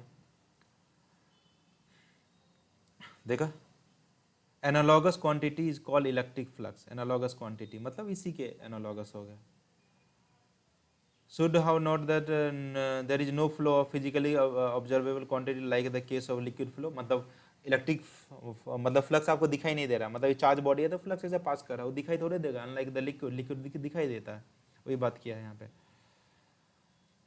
हाँ यहाँ पे देखो ये एरिया बना है, इससे जो है ना इलेक्ट्रिक फील्ड पास कर रहा है, ये डेल्टा एस एरिया है इलेक्ट्रिक फील्ड, ये passing through this area, right, so and also this area, मतलब इसी को है ना एक वन मतलब 2D में दिखाया गया, ये 3D काइंड ऑफ चीज़ें यहाँ ड्रॉ करने की कोशिश किया गया है, यहाँ से पास कर रहा है, तो वी सिमिलरली यहाँ पे इसको थोड़ा सा टिल्ट कर दिया है, यहाँ कुछ एंगल हो गए इसके बीच में, जैसा कि मैं बोला था इलेक्ट्रिक फ्लक्स एंगल पे भी डिपेंड करता है, we place a smaller planar element of area delta S normal to E at a point, the number of field lines crossing it proportional to E dot delta S, पहले भी हमने बात कर लिया, now suppose we tilt the area by angle theta, clearly the number of field lines crossing the area element smaller, right, इसको सीधा आ रहा था, पूरा फील्ड लाइंस जा रहे थे, थोड़ा टिल्ट कर दिया तो फील्ड लाइंस क्या होंगे, कम हो जाएंगे, तो मतलब फ्लक्स कम हो जाएगा, area element is smaller, the projection of the area element normal to E is delta S cos theta, thus the number of field lines crossing delta S is proportional to E delta S cos theta, where theta 90 degree, field lines will parallel to the delta S will not cross it, right, the orientation of the area element and not merely its magnitude, it is important in many contexts, the example in the stream amount of water flowing through the ring, कोई ring है, ring से water flow कर रहा है, ऐसे पूरा ring को tilt कर देंगे तो उससे कम वाटर फ्लो करना स्टार्ट कर देगा, राइट, वही यहाँ पे एग्जांपल बोला है, amount of through the ring naturally depends on the how you would hold the ring, जैसे रिंग को होल्ड सीधा होल्ड करोगे, जैसे धारा आ रही है तेज पानी के, सीधा होल्ड करोगे तो पूरा पानी उससे पास करेगा, रिंग से टिल्ट कर देंगे तो कम पानी पास करेगा, right, if you hold it normal to the flow, maximum water will flow through it, if you hold it with some other orientation, this so that the area element should be treated as a vector, area element को vector जैसे treat करेंगे, it has magnitude, हाँ ये delta s क्या है आपका area है, राइट, delta s is a area vector,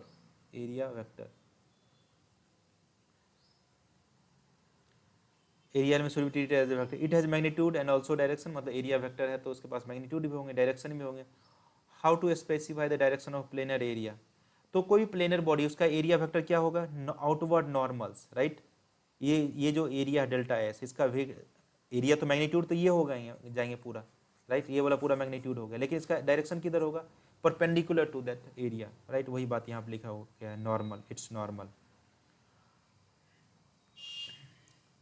तो वही यहाँ पे लिखा गया है, आपको जैसा पढ़ लेना, imagine the dividing surface area large number of point, तो सारे के ये देखो ये कर्व्ड एरिया है, तो सारे पॉइंट का ये क्या कर दिया यहाँ पे, सबका आउटवर्ड नॉर्मल, सारे छोटे छोटे एरिया क्या कर दिया, ऐड कर दिया, तो टोटल एरिया आ जाएंगे, right, electric flux through the area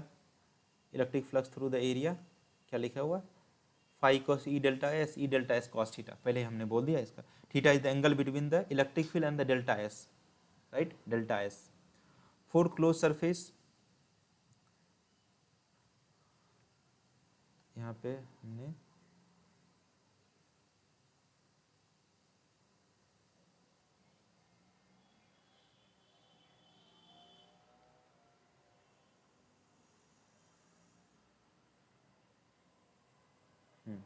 delta S area vector की बात हमने कर लिया था यहाँ पे, ये हो गया। इट विल, यहाँ पर ये बहुत ज़्यादा इंपॉर्टेंट है, थीटा का angle between electric field and area vector, that is angle between electric field and area vector, ठीक है।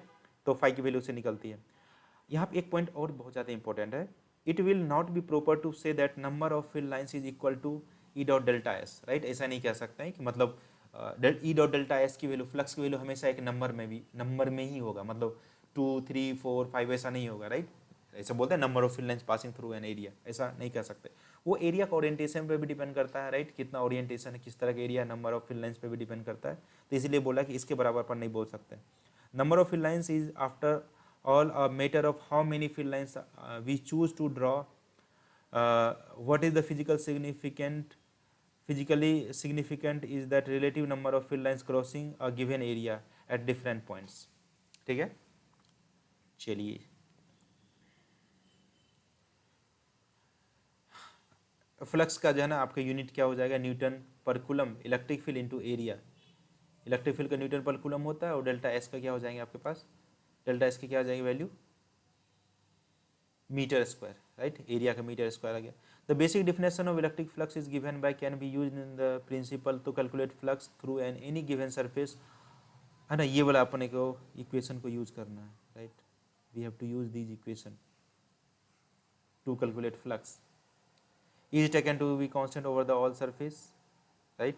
अब इलेक्ट्रिक डाइपोल बोलते हैं, तो इलेक्ट्रिक डाइपोल क्या है, सिंपल से मैं आपको आइडिया देता हूँ यहाँ पे, फिर जाकर पढ़ेंगे, ऑब्वियस सी बात है पढ़ना अपने को। माइनस क्यू और क्यू, दो इक्वल एंड अपोजिट मैग्नीट्यूड वाले चार्ज को अगर आप किसी डिस्टेंस पर रख देते हैं, लेट से यहाँ पे 2a डिस्टेंस पर हमने रख दिया, 2a डिस्टेंस पर रख दिया, तो ये जो अरेंजमेंट होता है, और इसका तो सेंटर होगा बीचों बीच में, इसको अपना बोलते हैं डाइपोल बोलते हैं।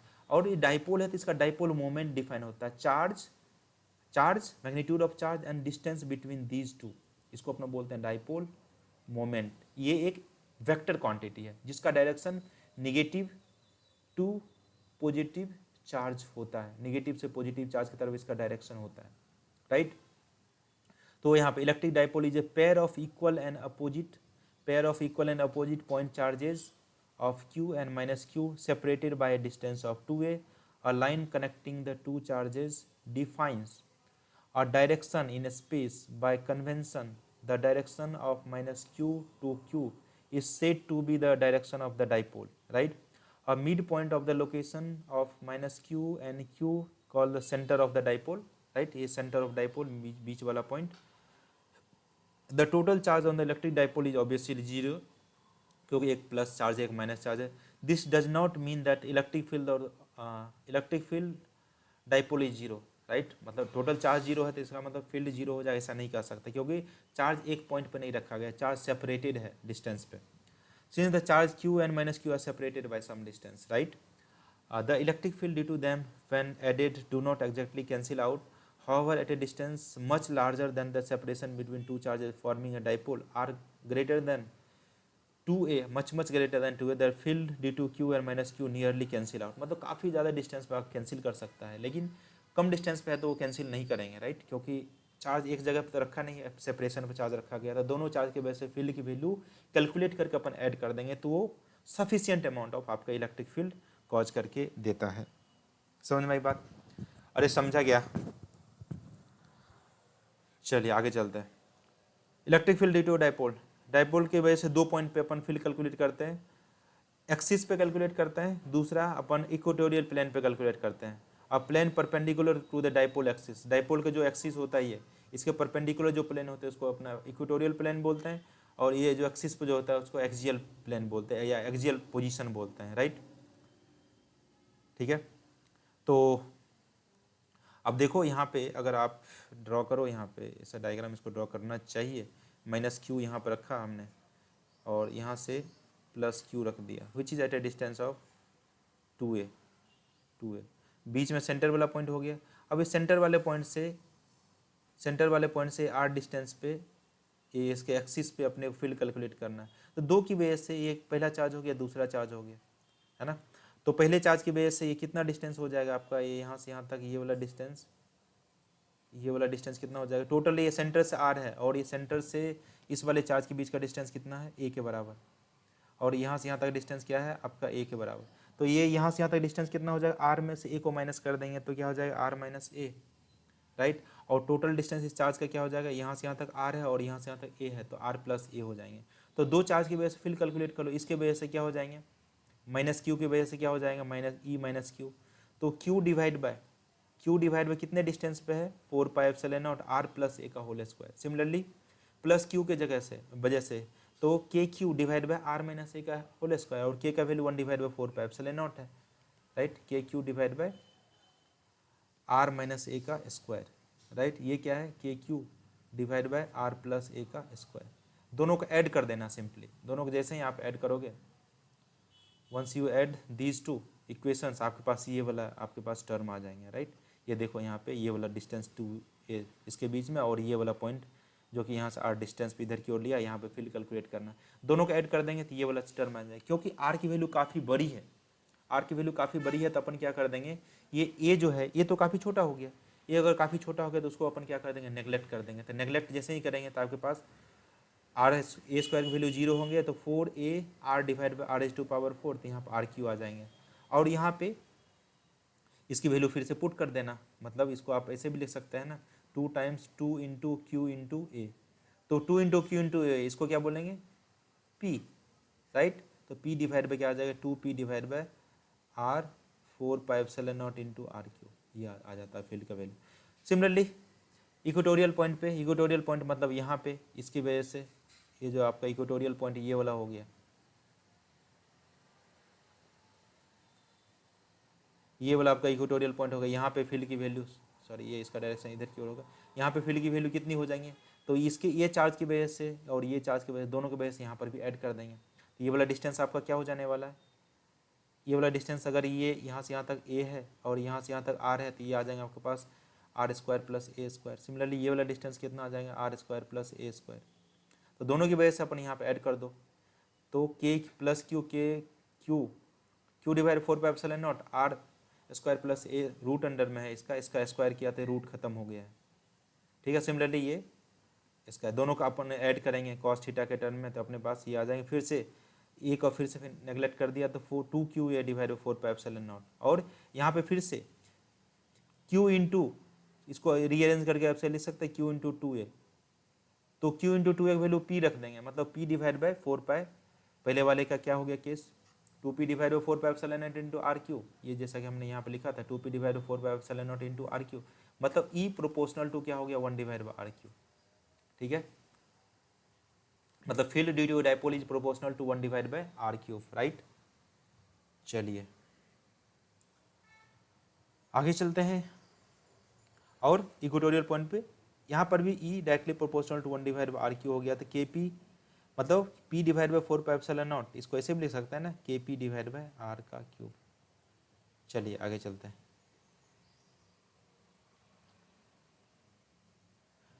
हाँ ये यहाँ पे लिखा हुआ proportional to R Q, not 1 divide by R Q, 1 divide by R cube के प्रोपोर्शनल, आर स्क्वायर के प्रोपोर्शनल नहीं होता। Magnitude and direction of the dipole field depends not only the distance R but also angle between the position of the R and the Q, right. तो P का value कितना आ गया, Q into 2a। यहाँ पे ये भी point है, we can think of limit,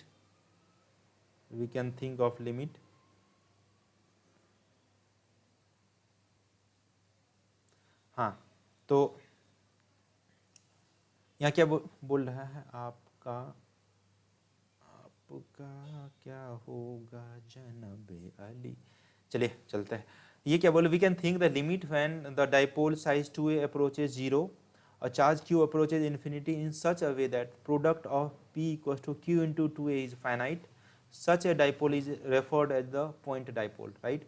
अगर q into 2a की वैल्यू काफ़ी छोटी है तो उसको अपना पॉइंट डाइपोल ट्रीट करेंगे। For a point dipole equation exact true for any r, right? True for any r. Physical significance of dipole, dipole मतलब क्या, कुछ polar molecules non polar molecules होते हैं, उसके बारे में यहाँ पे डिस्कशन किया गया है. In most molecules the centre of positive charge and negative charge lie at same plane, therefore their dipole moment is zero, dipole moment is zero. दोनों एक ही मतलब है ना, सेम प्लेन में लाइक कर रहा था, डाइपोल मोमेंट की वैल्यू क्या हो गई, जीरो हो गए. CO2 एंड CH4 इसका एग्जाम्पल है, राइट, जिसका डाइपोल मोमेंट जीरो होता है, तो dipole moment zero. However, they develop a dipole moment when an electric field is applied, but the some molecules, the center of the negative charge and positive charge do not coincide. Therefore, they have permanent dipole. जिसके क्योंकि वो एक दूसरे cancel नहीं कर रहे हैं, इसलिए उसके परमानेंट डाइपोल होंगे, ऑब्वियस सी बात है. Permanent dipole. Even in the absence of electric field, such molecules called polar molecules, जिसके परमानेंट डाइपोल होते हैं polar molecules, and water H2O जिसका एग्जाम्पल है. Various materials gives rise interesting property, the important application in the presence और absence of the electric field, right. ये यहाँ पे एक डाइपोल बना है, इसके positive minus Q charge plus Q charge, यहाँ पे डाइपोल मोमेंट की वैल्यू क्या हो जाएगी, Q इंटू 2L पी का वैल्यू, और यहाँ पे इलेक्ट्रिक फील्ड की वैल्यू कैलकुलेट करना, तो क्या करेंगे, KP डिवाइड बाय RQ, क्योंकि ये एक्सियल पॉइंट हो गया. अगर आपको परपेंडिकुलर बाइसेक्टर पे यहाँ पे कैलकुलेट करना है तो क्या करेंगे, KP डिवाइड बाय RQ. यहाँ पे 2 KP डिवाइड बाय RQ, यहाँ पे KP डिवाइड बाय RQ. समझा क्या, ठीक है. आगे चलते हैं. ये वही कैलकुलेट किया है, सारा वैल्यू यहाँ पे पुट किया है, आंसर आया है.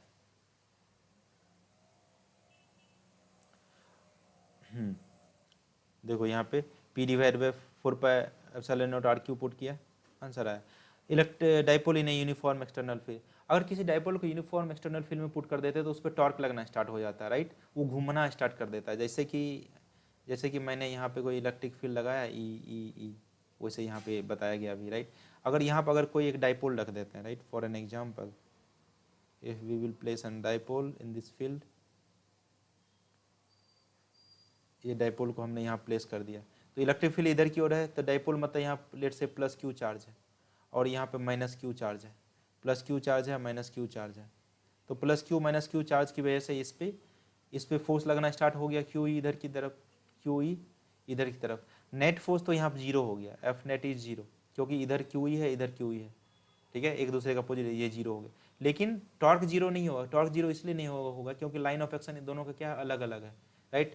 तो ये ऐसे खींच रहा है ऐसे, तो इसका मतलब ये इस पे फोर्स ऐसे लग रहा है, इस पे फोर्स ऐसे लग रहा है, तो ये कैसे घुमा रहा है, इसको इस तरह से घुमाना चाह रहा है, तो घुमा रहा है, इसका मतलब इस पे क्या होंगे, टॉर्क होंगे, राइट. तो वो टॉर्क की वैल्यू क्या लिखते हैं अपने पास, मैग्नीट्यूड ऑफ टॉर्क, ये लिखते हैं अपना फोर्स इंटू परपेंडिकुलर डिस्टेंस. ये परपेंडिकुलर डिस्टेंस ये हो जाएंगे, यहाँ से आपके पास अगर ये थीटा एंगल बना रहा है तो 2A sine theta, 2A sine theta हो जाएंगे, मतलब A साइन थीटा एक का परपेंडिकुलर डिस्टेंस और दूसरे का भी A साइन थीटा, तो 2A साइन थीटा हो जाएंगे परपेंडिकुलर डिस्टेंस. तो फोर्स जो टॉर्क की वैल्यू होंगी ये वाला होगा आपका 2QAE साइन थीटा. इसको आप ऐसे भी लिख सकते हैं वेक्टर के फॉर्म में, P vector cross E vector.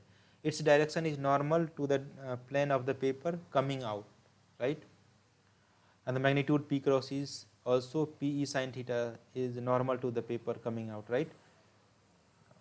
This torque will tend to align the dipole with the field E. मतलब ये टॉर्क डाइपोल को इलेक्ट्रिक फील्ड के डायरेक्शन में अलाइन करने की कोशिश करेगा, राइट. ये अलाइन करके इधर लाने की कोशिश करेंगे उसको, align with the electric field E. The torque is zero, right.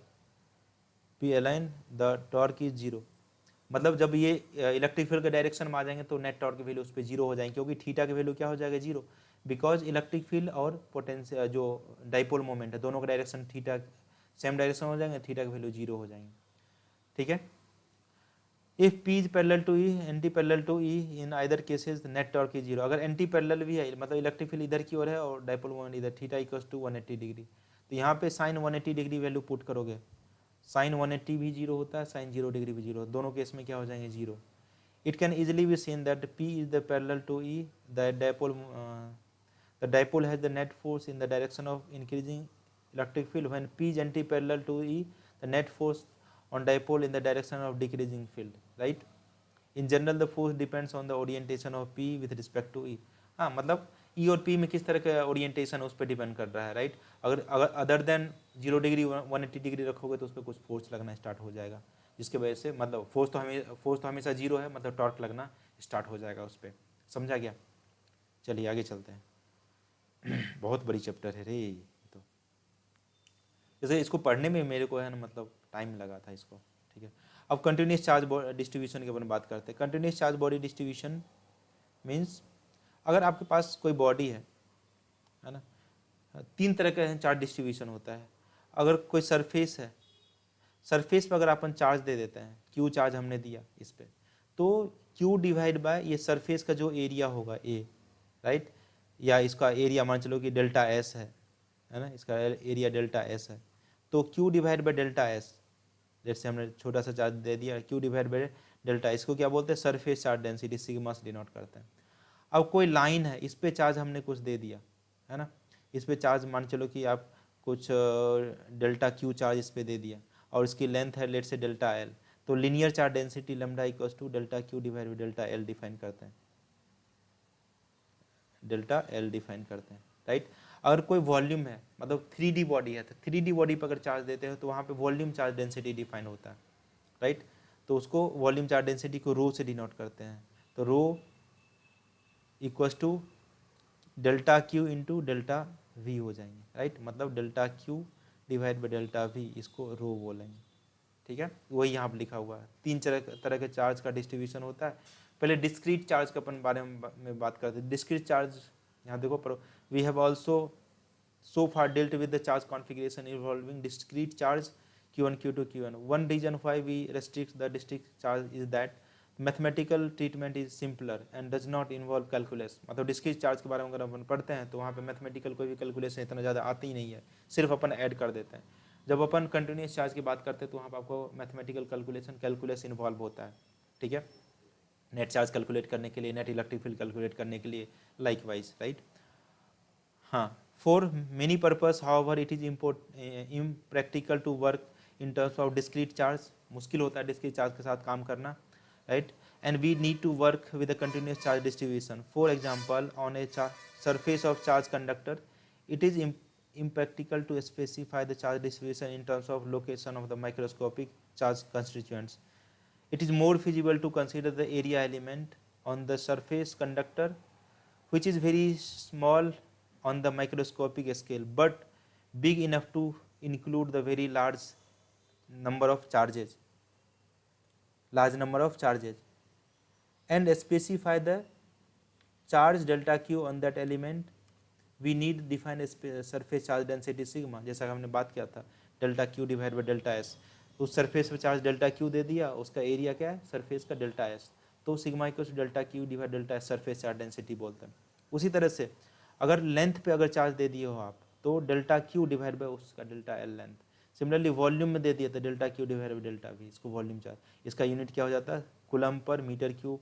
इसका वो एरिया क्या मतलब क्या होता है? Coulomb per metre. Linear charge density का इसका कूलम पर मीटर स्क्वायर, ठीक है। चलिए चलिए आगे चलते हैं।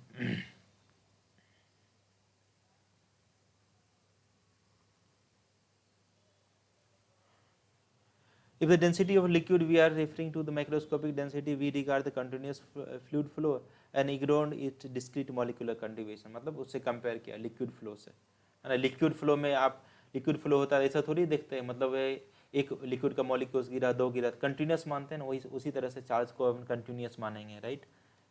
अगर आप अपन मैक्रोस्कोपिक चार्ज की अगर बात करते हैं, कंटिन्यूस चार्ज बॉडी की अगर बात करते हैं, तो वही यहाँ ई का वैल्यू कैलकुलेट किया तो के, इसके ये तो के हो गया, के क्यू, क्यू के जगह क्या हो जाएगा? Rho into delta V divide by R square, ठीक है। वही यहाँ पे लिख किया है। अब गॉस लॉ की अपन बात करते हैं। Gauss law simple application notation of electric flux. Late us consider the total flux. Total flux क्या लिखते हैं? ई dot delta S Q divide by 4 pi epsilon naught into delta S कर दिया, राइट। ये फ्लक्स की वैल्यू आ गई।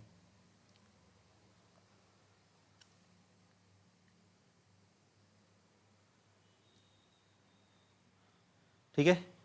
Area element delta S, R is the same direction को पता है। फाई की वैल्यू क्या हो गया? Q divide 4 pi epsilon naught into delta S. ये हो गया electric field and this one is the area vector. this one is the area vector, right? The total flux through the sphere is obtained by adding up the flux through the all the different area elements. मतलब यहाँ पर delta S है, फिर यहाँ पर भी delta S होंगे, यहाँ पर भी डेल्टा एस होंगे, डेल्टा एस होंगे, डेल्टा एस होंगे, सबकी वजह से अपन क्या कर देंगे, ऐड कर देंगे, राइट?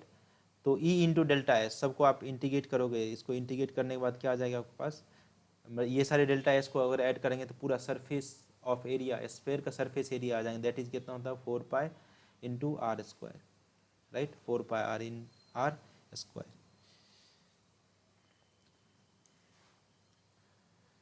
तो यहीं पे वही पुट कर दिया यहाँ पे, तो Q के Q divide by R square और टोटल एरिया से डिवाइड कर दिया, मल्टीप्लाई कर दिया, तो 4 पाई ने 4 पाई को मार दिया और आर स्क्वायर ने आर स्क्वायर को हटा दिया, तो क्या बच गया Q divide by epsilon not, Q divide by epsilon not, total flux हो गया, मतलब क्लोज सरफेस से कितना फ्लक्स निकलेंगे, अगर Q चार्ज उसमें इनक्लोज है तो Q divide by epsilon naught flux निकलता है उससे, राइट?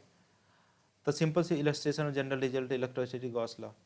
तो देखो यहाँ पे वही पॉइंट यहाँ पे लिख गया है, वही पॉइंट यहाँ पे लिख गया है,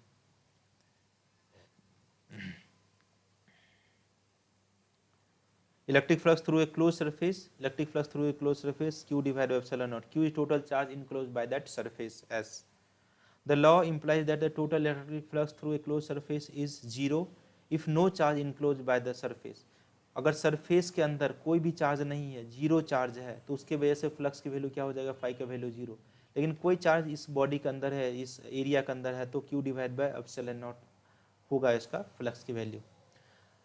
Field is uniform and we are considering a closed cylindrical surface with its axis parallel to the uniform field E. The total flux phi through the surface is phi equals to phi 1 plus phi 2 plus phi 3 represents the flux through the surface 1 2। अच्छा, इसकी बात किया हुआ, ये 1 surface 2 surface. अब देखो यहाँ पे फ्लक्स की वैल्यू, इसका एरिया तो कांस्टेंट है, तो इसका फ्लक्स की वैल्यू क्या हो जाएंगे, phi 2 इक्वल्स टू लिख सकते हैं E इंटू इसका एरिया अपन A मान लेते हैं, राइट? सिमिलरली इसका देखो एरिया वेक्टर इधर की ओर होगा, है ना, क्लोज बॉडी के लिए एरिया वेक्टर आउटवर्ड नॉर्मल होता है, और इलेक्ट्रिक फील्ड इधर की ओर है, तो यहाँ पे एंगल कितना हो गया 180 डिग्री, तो इसका मतलब फ्लक्स का वैल्यू 1 के लिए कितना हो जाएगा, minus of E into S. मतलब लिखते हैं ना फ्लक्स की वैल्यू, क्या लिखते हो आप, flux is simply, flux phi is simply E A cos theta. तो यहाँ पे ई है electric field, A area constant, cos of 180 degree, तो मतलब क्या लिखेंगे, माइनस ऑफ ई है, या क्या लिखेंगे, minus of E into A, right? यहाँ पे 0 डिग्री एंगल था, कॉस ऑफ 0, तो प्लस ऑफ ई इंटू ए, और यहाँ पे क्या हो जाएंगे, एरिया वेक्टर तो इधर की ओर हो जाएंगे ए डैश, और इलेक्ट्रिक फील्ड इधर की ओर है, तो यहाँ पर थीटा की वैल्यू कितना हो गए 90 डिग्री। अगर थीटा की वैल्यू 90 डिग्री हो गए तो क्या हो जाएगा आपके पास, E3 कितना हो जाएगा, यहाँ पे आपको इसको क्या बोल दिया आपने, फाई 1 बोल दिया, ये फाई 2 बोल दिया आपने, राइट? यहाँ फाई 3 इसको बोल देते हैं, तो फाई 3 क्या लिखोगे, ई ए कॉस ऑफ 90 डिग्री, है ना, ये डैश। तो यहाँ पे देखो इसकी वैल्यू कॉस 90 डिग्री की वैल्यू जीरो, तो इसका मतलब यहाँ पे फील्ड की वैल्यू जीरो, तो नेट फ्लक्स इससे कितना हो जाएंगे, तो फाई की वैल्यू वही सम कर देंगे, E1 plus E2 plus E3। E1 is minus E A, E2 is plus EA और E3 इज जीरो, तो मतलब टोटल फ्लक्स की वैल्यू क्या हो गई आपकी, zero, phi is zero, phi is zero. ये यहाँ से आपके पास आ गया, ठीक है। 530 सबको सम करना तो जीरो आ जाएंगे। ऐसे area circular cross section 10 the total flux is zero, वही बात किया यहाँ पे, expected the Gauss law. However you would find that net electric flux through the close surface is zero. We conclude that total charge content in a close surface is zero, ठीक है। Total flux zero है तो total charge surface में क्या हो रहा होगा, zero रहा होगा, राइट। फिर जाकर लिखेंगे important point regarding Gauss law. यहाँ बोलता है Gauss law is true for any close surface no matter what is its shape, right. किसी भी शेप का ये चार्ज, ये सरफेस है, क्यू रख दिया तो इससे फ्लक्स कितना निकलने वाला है, Q divide by epsilon naught, right. चाहे आप पूरा जो है ना कुछ क्यूब के अंदर चार्ज रखो या फिर इस तरह से चार्ज रख दो, इससे भी फ्लक्स क्या निकलेंगे, Q divide by epsilon not, ठीक है। The term Q on the right side of the Gauss law includes the sum of all charges enclosed by the surface. Charge may be located anywhere inside the surface.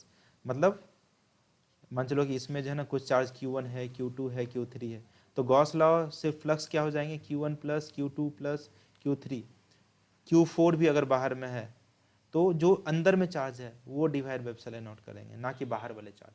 Flux अंदर वाले charge की वजह से आता है। यहाँ पे फिर से पढ़ेंगे, in the situation when the surface is so chosen that there are some charge inside and some charge outside, electric field whose flux appears on the left side is due to all charges, but inside the outside charge q is right side of the Gauss law, however they represent only the total charge। तो ये बोलता है कि यहाँ से electric field जो आता है सारे चार्ज की वजह से आता है। बहुत ज़्यादा इंपॉर्टेंट पॉइंट है ये, राइट। इलेक्ट्रिक फील्ड तो आते हैं सारे Q1 Q2 Q3 Q4 सब की वजह से, लेकिन फ्लक्स आता है सिर्फ जाके जो इंटरनल चार्ज है इस क्लोज गॉसियन सरफेस के अंदर जो चार्ज है उसकी वजह से ही आता है इलेक्ट्रिक फ्लक्स की वैल्यू। समझा क्या? फिर यहाँ पे और भी पॉइंट है कुछ। The surface that we choose for application of Gauss law is called Gaussian surface, right, है ना। ये जो सरफेस अपन चूज करते हैं जिसके अंदर चार्ज होता है, ये जो सरफेस होता है उसको गॉसियन सरफेस GS बोलते हैं। Gaussian surface is GS, right.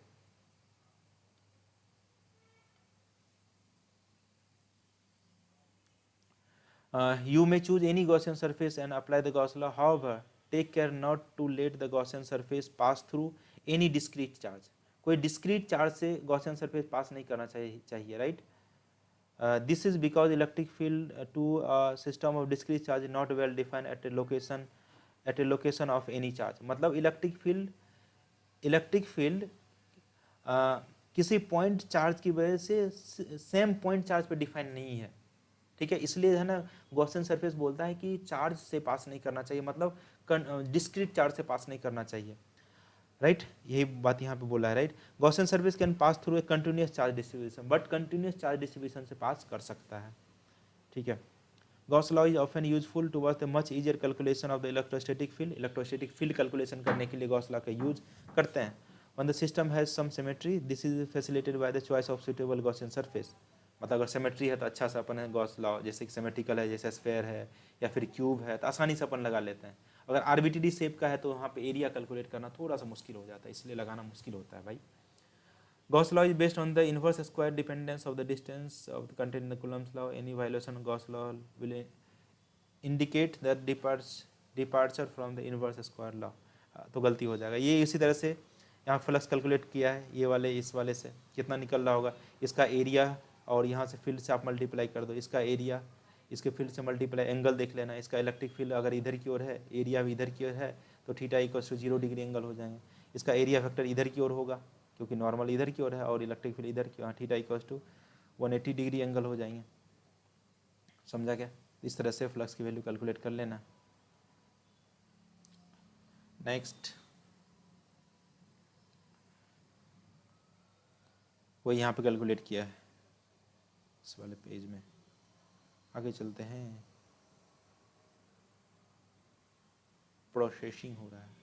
आजा आजा रे मेरे प्यार, आजा आजा आजा। क्या हो रहा है, क्या हो रहा है? नहीं आएगा।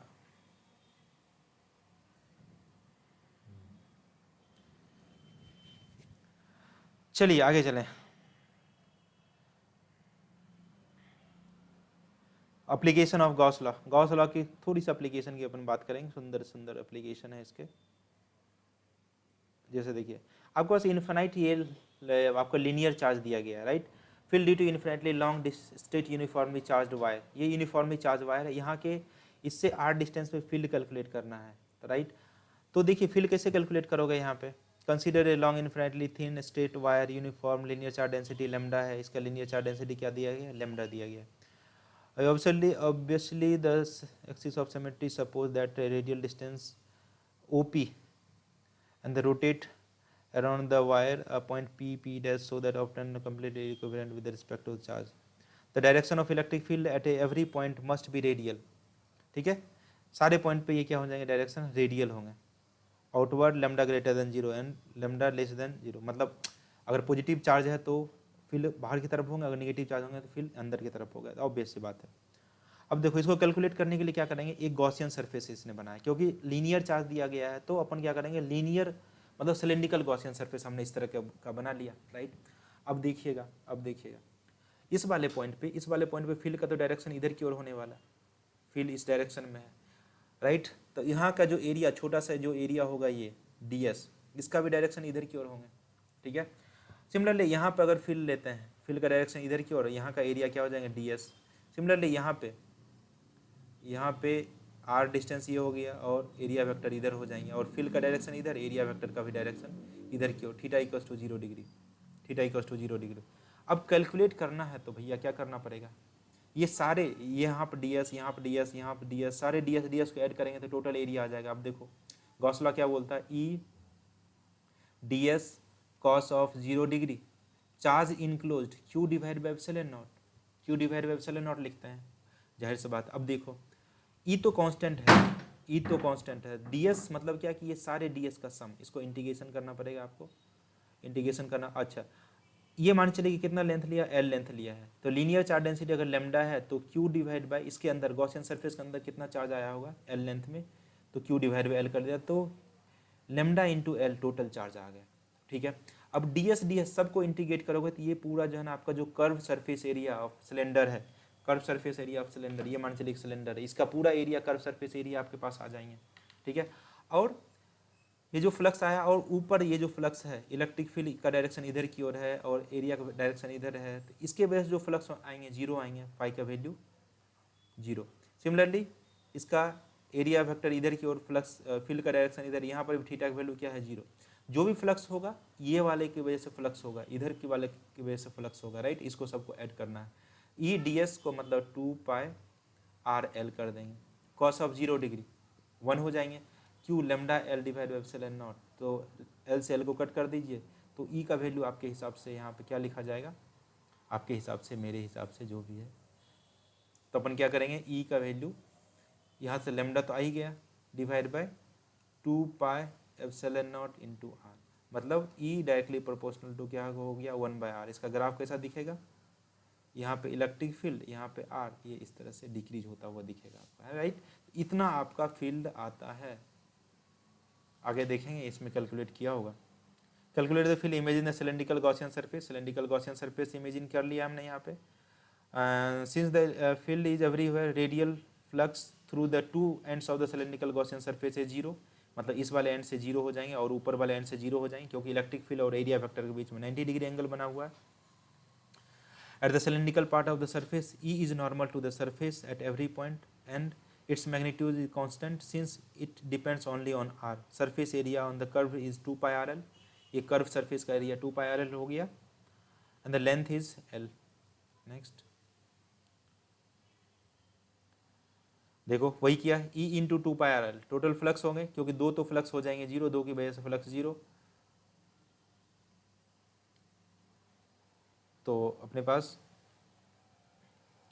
ये फ्लक्स आ जाएंगे और यहाँ से lambda L total charge Q divide by epsilon naught कर दिया, तो ई का value lambda divide by 2 pi epsilon naught R हो जाएंगे, ठीक है। तो इलेक्ट्रिक फील्ड का वैल्यू ये आ जाएंगे। N is the radial unit vector is the plane normal to the wire passing through point E is directed outward, lambda is positive and inward and lambda is negative, ठीक है। Field due to uniformly charge infinite plane, अब infinite plane की वजह से देखिए field कितना होगा। Similarly ये जो एरिया वेक्टर इधर होंगे इलेक्ट्रिक फील्ड, ये जो चारों तरफ से जो एरिया वेक्टर है इसकी वजह से फील्ड क्या हो जाएंगे, फ्लक्स क्या हो जाएंगे जीरो, क्योंकि एरिया वेक्टर इधर की ओर है और इलेक्ट्रिक फील्ड का डायरेक्शन इधर है, तो थीटा इक्वल्स टू 90 डिग्री हो जाएंगे। लेकिन यहाँ पर जो एरिया है आपका एरिया टू और ये आपका एरिया 1, इसके वजह से यहाँ से तो फ्लक्स निकल रहा है ना, यहाँ से फ्लक्स की वैल्यू तो जीरो नहीं होगी, यहाँ से फ्लक्स की वैल्यू जीरो नहीं होगी, तो अपन अगर इसका एज्यूम करें, इसका area late say delta S है, राइट, और इलेक्ट्रिक फील्ड ए हो गया, इसका भी एरिया क्योंकि दोनों सेम ही है, राइट, तो इसका एरिया डेल्टा एस है, तो नेट फ्लक्स क्या हो जाएगा आपके पास, नेट फ्लक्स क्या हो जाएंगे इसका ई नेट, तो फाई 1 ई नेट नहीं, फ्लक्स की वैल्यू आप क्या लिखोगे, फ्लक्स की value phi 1 plus phi 2 plus phi 3, तो यहाँ से फाई 1 की वैल्यू कितनी हो जाएगी ई इंटू डेल्टा एस, और एंगल तो 0 डिग्री है, आउटवर्ड नॉर्मल, यहाँ पर भी आउटवर्ड नॉर्मल, फाई 2 की value E into delta S, और फाई 3 ये क्या हो जाएंगे जीरो, तो नेट फ्लक्स कितना आ गया 2 into E into delta S. अब इसके अंदर चार्ज कितना इनक्लोज होगा, अगर इसका सरफेस चार्ज डेंसिटी सिग्मा है दिया गया सिग्मा चार्ज, सिग्मा इंटू इसका एरिया डेल्टा एस है तो इसका भी area delta S, sigma into delta S, charge यहाँ पे इतना आ जाएंगे आपके पास। तो अपन क्या करेंगे, अब देखो देयरफॉर यहाँ पर आप थोड़ा सा पढ़ भी लेते हैं, we take the Gaussian surface to be rectangular parallelopiped parallelopiped of the cross sectional area as shown in figure. Cylindrical surface also do as the seen from the figure, only 1 and 2 will contribute the flux, right? 1 और 2 से सिर्फ flux की value आएंगे। Electric field lines are parallel to the other surfaces and they therefore do not contribute to the flux, right? E dot delta S through the both the surface equal and add up, therefore the net flux through the Gaussian surface E into A, delta S को अगर फिर जाकर A अगर लिख लेते हैं तो अपने पास कितना आ जाएगा फ्लक्स, और charge density sigma into A हो जाएंगे। अब देखो तो flux phi equal to q divide by लिखेंगे एप्सिलॉन नॉट, तो फ्लक्स कितना लिखेंगे E इंटू A, मतलब डेल्टा S की जगह पे A लिख दिया, Q की जगह पे क्या लिखेंगे sigma into A divide by epsilon not. और देखो A से A को उड़ा दो, इलेक्ट्रिक फील्ड की वैल्यू कितनी आ जाएगी आपके पास, sigma divide by 2 epsilon naught, sigma divide by 2 epsilon naught, right? Sigma divide by 2 epsilon naught ये आ जाएंगे फील्ड की वैल्यू यहाँ पे मतलब ये देखो डिस्टेंस पे डिपेंड नहीं कर रहा है ना, that does not depend on the distance.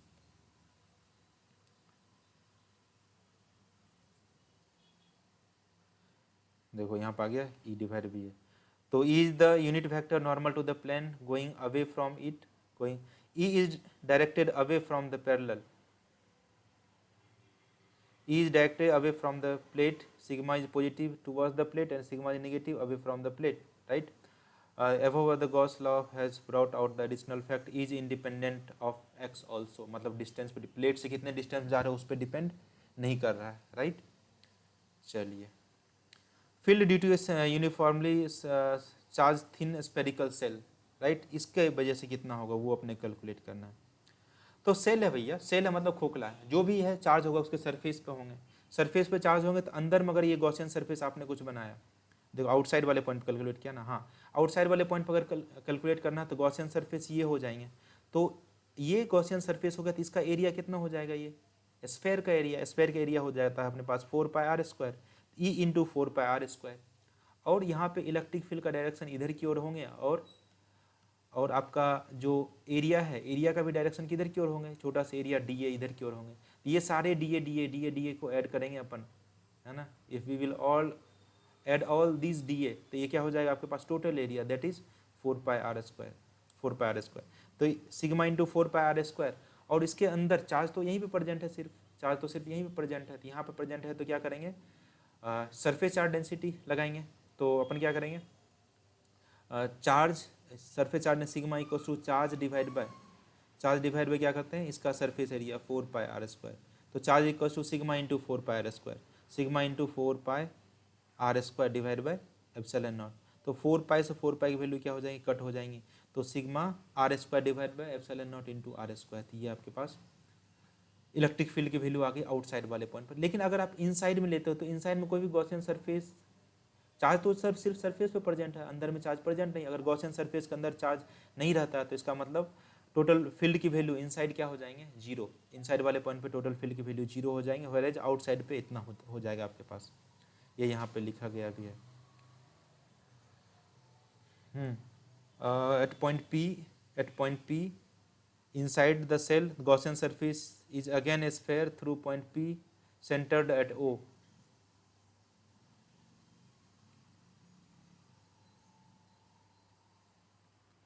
Flux through the Gaussian surface calculated as before is E equals to 4 pi r square, वैसे ही कैलकुलेट करेंगे।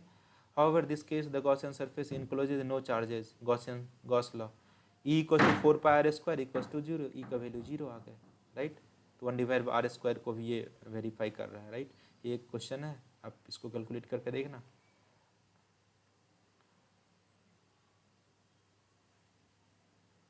अब समरी आ गया, समरी बहुत ज़्यादा इंपॉर्टेंट है, समरी आपको एक एक पॉइंट आपको पढ़ना है, राइट? और समरीज कई बार क्वेश्चन, इस बार 24 नीट में भी डायरेक्ट समरी से पूछा था, हालांकि वो चैप्टर अलग है, मॉडर्न फिजिक्स का पार्ट था वो, उससे पूछा गया था, तो समरी बहुत ज़्यादा इंपॉर्टेंट, इसका निचोड़ यहाँ पे और लिखा गया, वैसे कि जहाँ जहाँ पे इंपॉर्टेंट पॉइंट है सब तो मैंने डिस्कशन कर दिया, ऑल्दो अगर आप इसको पढ़ोगे तो बहुत ज़्यादा और आपका क्लियर होने वाला है, तो समरी आपको कवर करना, राइट? आपको ये समरी पढ़ना चाहिए मेरे हिसाब से। ठीक है, तो सारा समरी पढ़िए आप इसको। Electric field and magnetic force determine properties of atoms and the molecule of bulk matter, ये सब सारा आपको समरी पढ़ना है ना। ये सब क्वांटाइजेशन एनी की बात किया था हमने, राइट। इसको अलजेब्रिकली ऐड कर देते हैं, इसका भी हमने बात किया था, वो सब चीज़ यहाँ पे लिखा गया है, राइट। सो एक बार इसको पढ़ के देखना। फोर्स कितना लगा रहा, force on Q d2, force का फॉर्मूला, राइट। फिर जाके ये ऑर्डर कितना, किस ऑर्डर के मैग्नीट्यूड होते हैं, मतलब इलेक्ट्रिक फोर्स और ग्रेविटेशनल फील्ड को अगर कंपेयर करेंगे तो सुपरपोजिशन, मतलब एक दो चार्ज के बीच में जो फोर्स लग रहा है, तीसरा चार्ज के आने से फोर्स की वैल्यू कुछ चेंज नहीं होती, सबको अपन ऐड कर देंगे। इलेक्ट्रिक फील्ड भी उसी तरीके से अपन ऐड करते हैं, राइट। फिर इलेक्ट्रिक फील्ड सच ए टेंजेंट, मतलब दो इलेक्ट्रिक फील्ड, मतलब किसी इलेक्ट्रिक फील्ड लाइन्स पर अगर टेंजेंट ड्रॉ करते हैं तो फील्ड का डायरेक्शन को रिप्रेजेंट करता है। Field continuous curve, two field lines can not cross each other, right. Electrostatic field start positive charge and मतलब टर्मिनेट एट निगेटिव चार्ज, ये सारा पॉइंट। डाइपोल के बारे में फिर से बात किया था हमने, बहुत है सारा पॉइंट हमने डिस्कशन कर दिया इसमें। फिर डाइपोल की वजह से ये फील्ड का वैल्यू आता है, राइट। डाइपोल मोमेंट की वैल्यू पी क्रॉस ई या फिर पी ई साइन थीटा अपन लिखते हैं इसको, P E sine theta. Torque की वैल्यू, टॉर्क कितना लगेगा किसी भी डाइपोल को अगर आप किसी यूनिफॉर्म इलेक्ट्रिक फील्ड में प्लेस कर देते हैं तो। गॉस लॉ की अपन बात किया था, तो इन्फिनेटली लॉन्ग स्ट्रेट वायर की वजह से इतना होता है, ठीक है। इन्फिनाइट सीट के वजह से कितना होता है, ये होता है फील्ड की वैल्यू। वेरियस पॉइंट्स आगे है ना, ये सब पॉइंट जो है ना, ये थिन स्फेरिकल सेल आउटसाइड के लिए होता है, इनसाइड के लिए होता है, ठीक है। ये डायमेंशन कुछ लिखे गए हैं इस बॉडी का। पॉइंट टू पॉइंटर भी एक बार पढ़ लेना, ठीक है। क्लियर हो, अब तो क्लियर हो जाएगा क्योंकि सारा चीज़ें हमने बाकायदा इसको क्लियर करने की कोशिश किया, right. You must have to read all these points, right. These points are equally important, right. फिर जाके ये दो दो कौड़ी के क्वेश्चन है, क्वेश्चन में कुछ दम नहीं है, ठीक है। तो ये क्वेश्चन भी करके देखना, और होप्स हो कि आपको ये आनंद आया होगा ये वीडियो देख के, और बहुत चीज़ें आपको क्लियर हुई होगी। तो होप्स हो कि मिलते हैं किसी एक नेक्स्ट वीडियो में दूसरे किसी टॉपिक के साथ, किसी दूसरे चैप्टर को उठाएंगे और उसको अपन डिस्कशन करेंगे, राइट। होप्स हो आपको आनंद आया, आपको मज़ा आया होगा। तो अगर आपने सब्सक्राइब नहीं किया तो प्लीज़ सब्सक्राइब कर देना, ताकि मेरा मनोबल ऊंचा रहे और आपको कोई इसी तरह से क्लियर करता रहूँ चीज़ों, क्योंकि एनसीईआरटी पढ़ना बहुत ज़्यादा इंपॉर्टेंट है। एनसीईआरटी बहुत ज़्यादा इंपॉर्टेंट है आपके एग्जाम के पॉइंट ऑफ व्यू से, राइट। तो चलिए मिलते हैं, तब तक के लिए साइनिंग ऑफ, मचाते रहिए, एकदम फोड़ते रहिए, राइट। तो तब तक के लिए करते हैं साइनिंग ऑफ।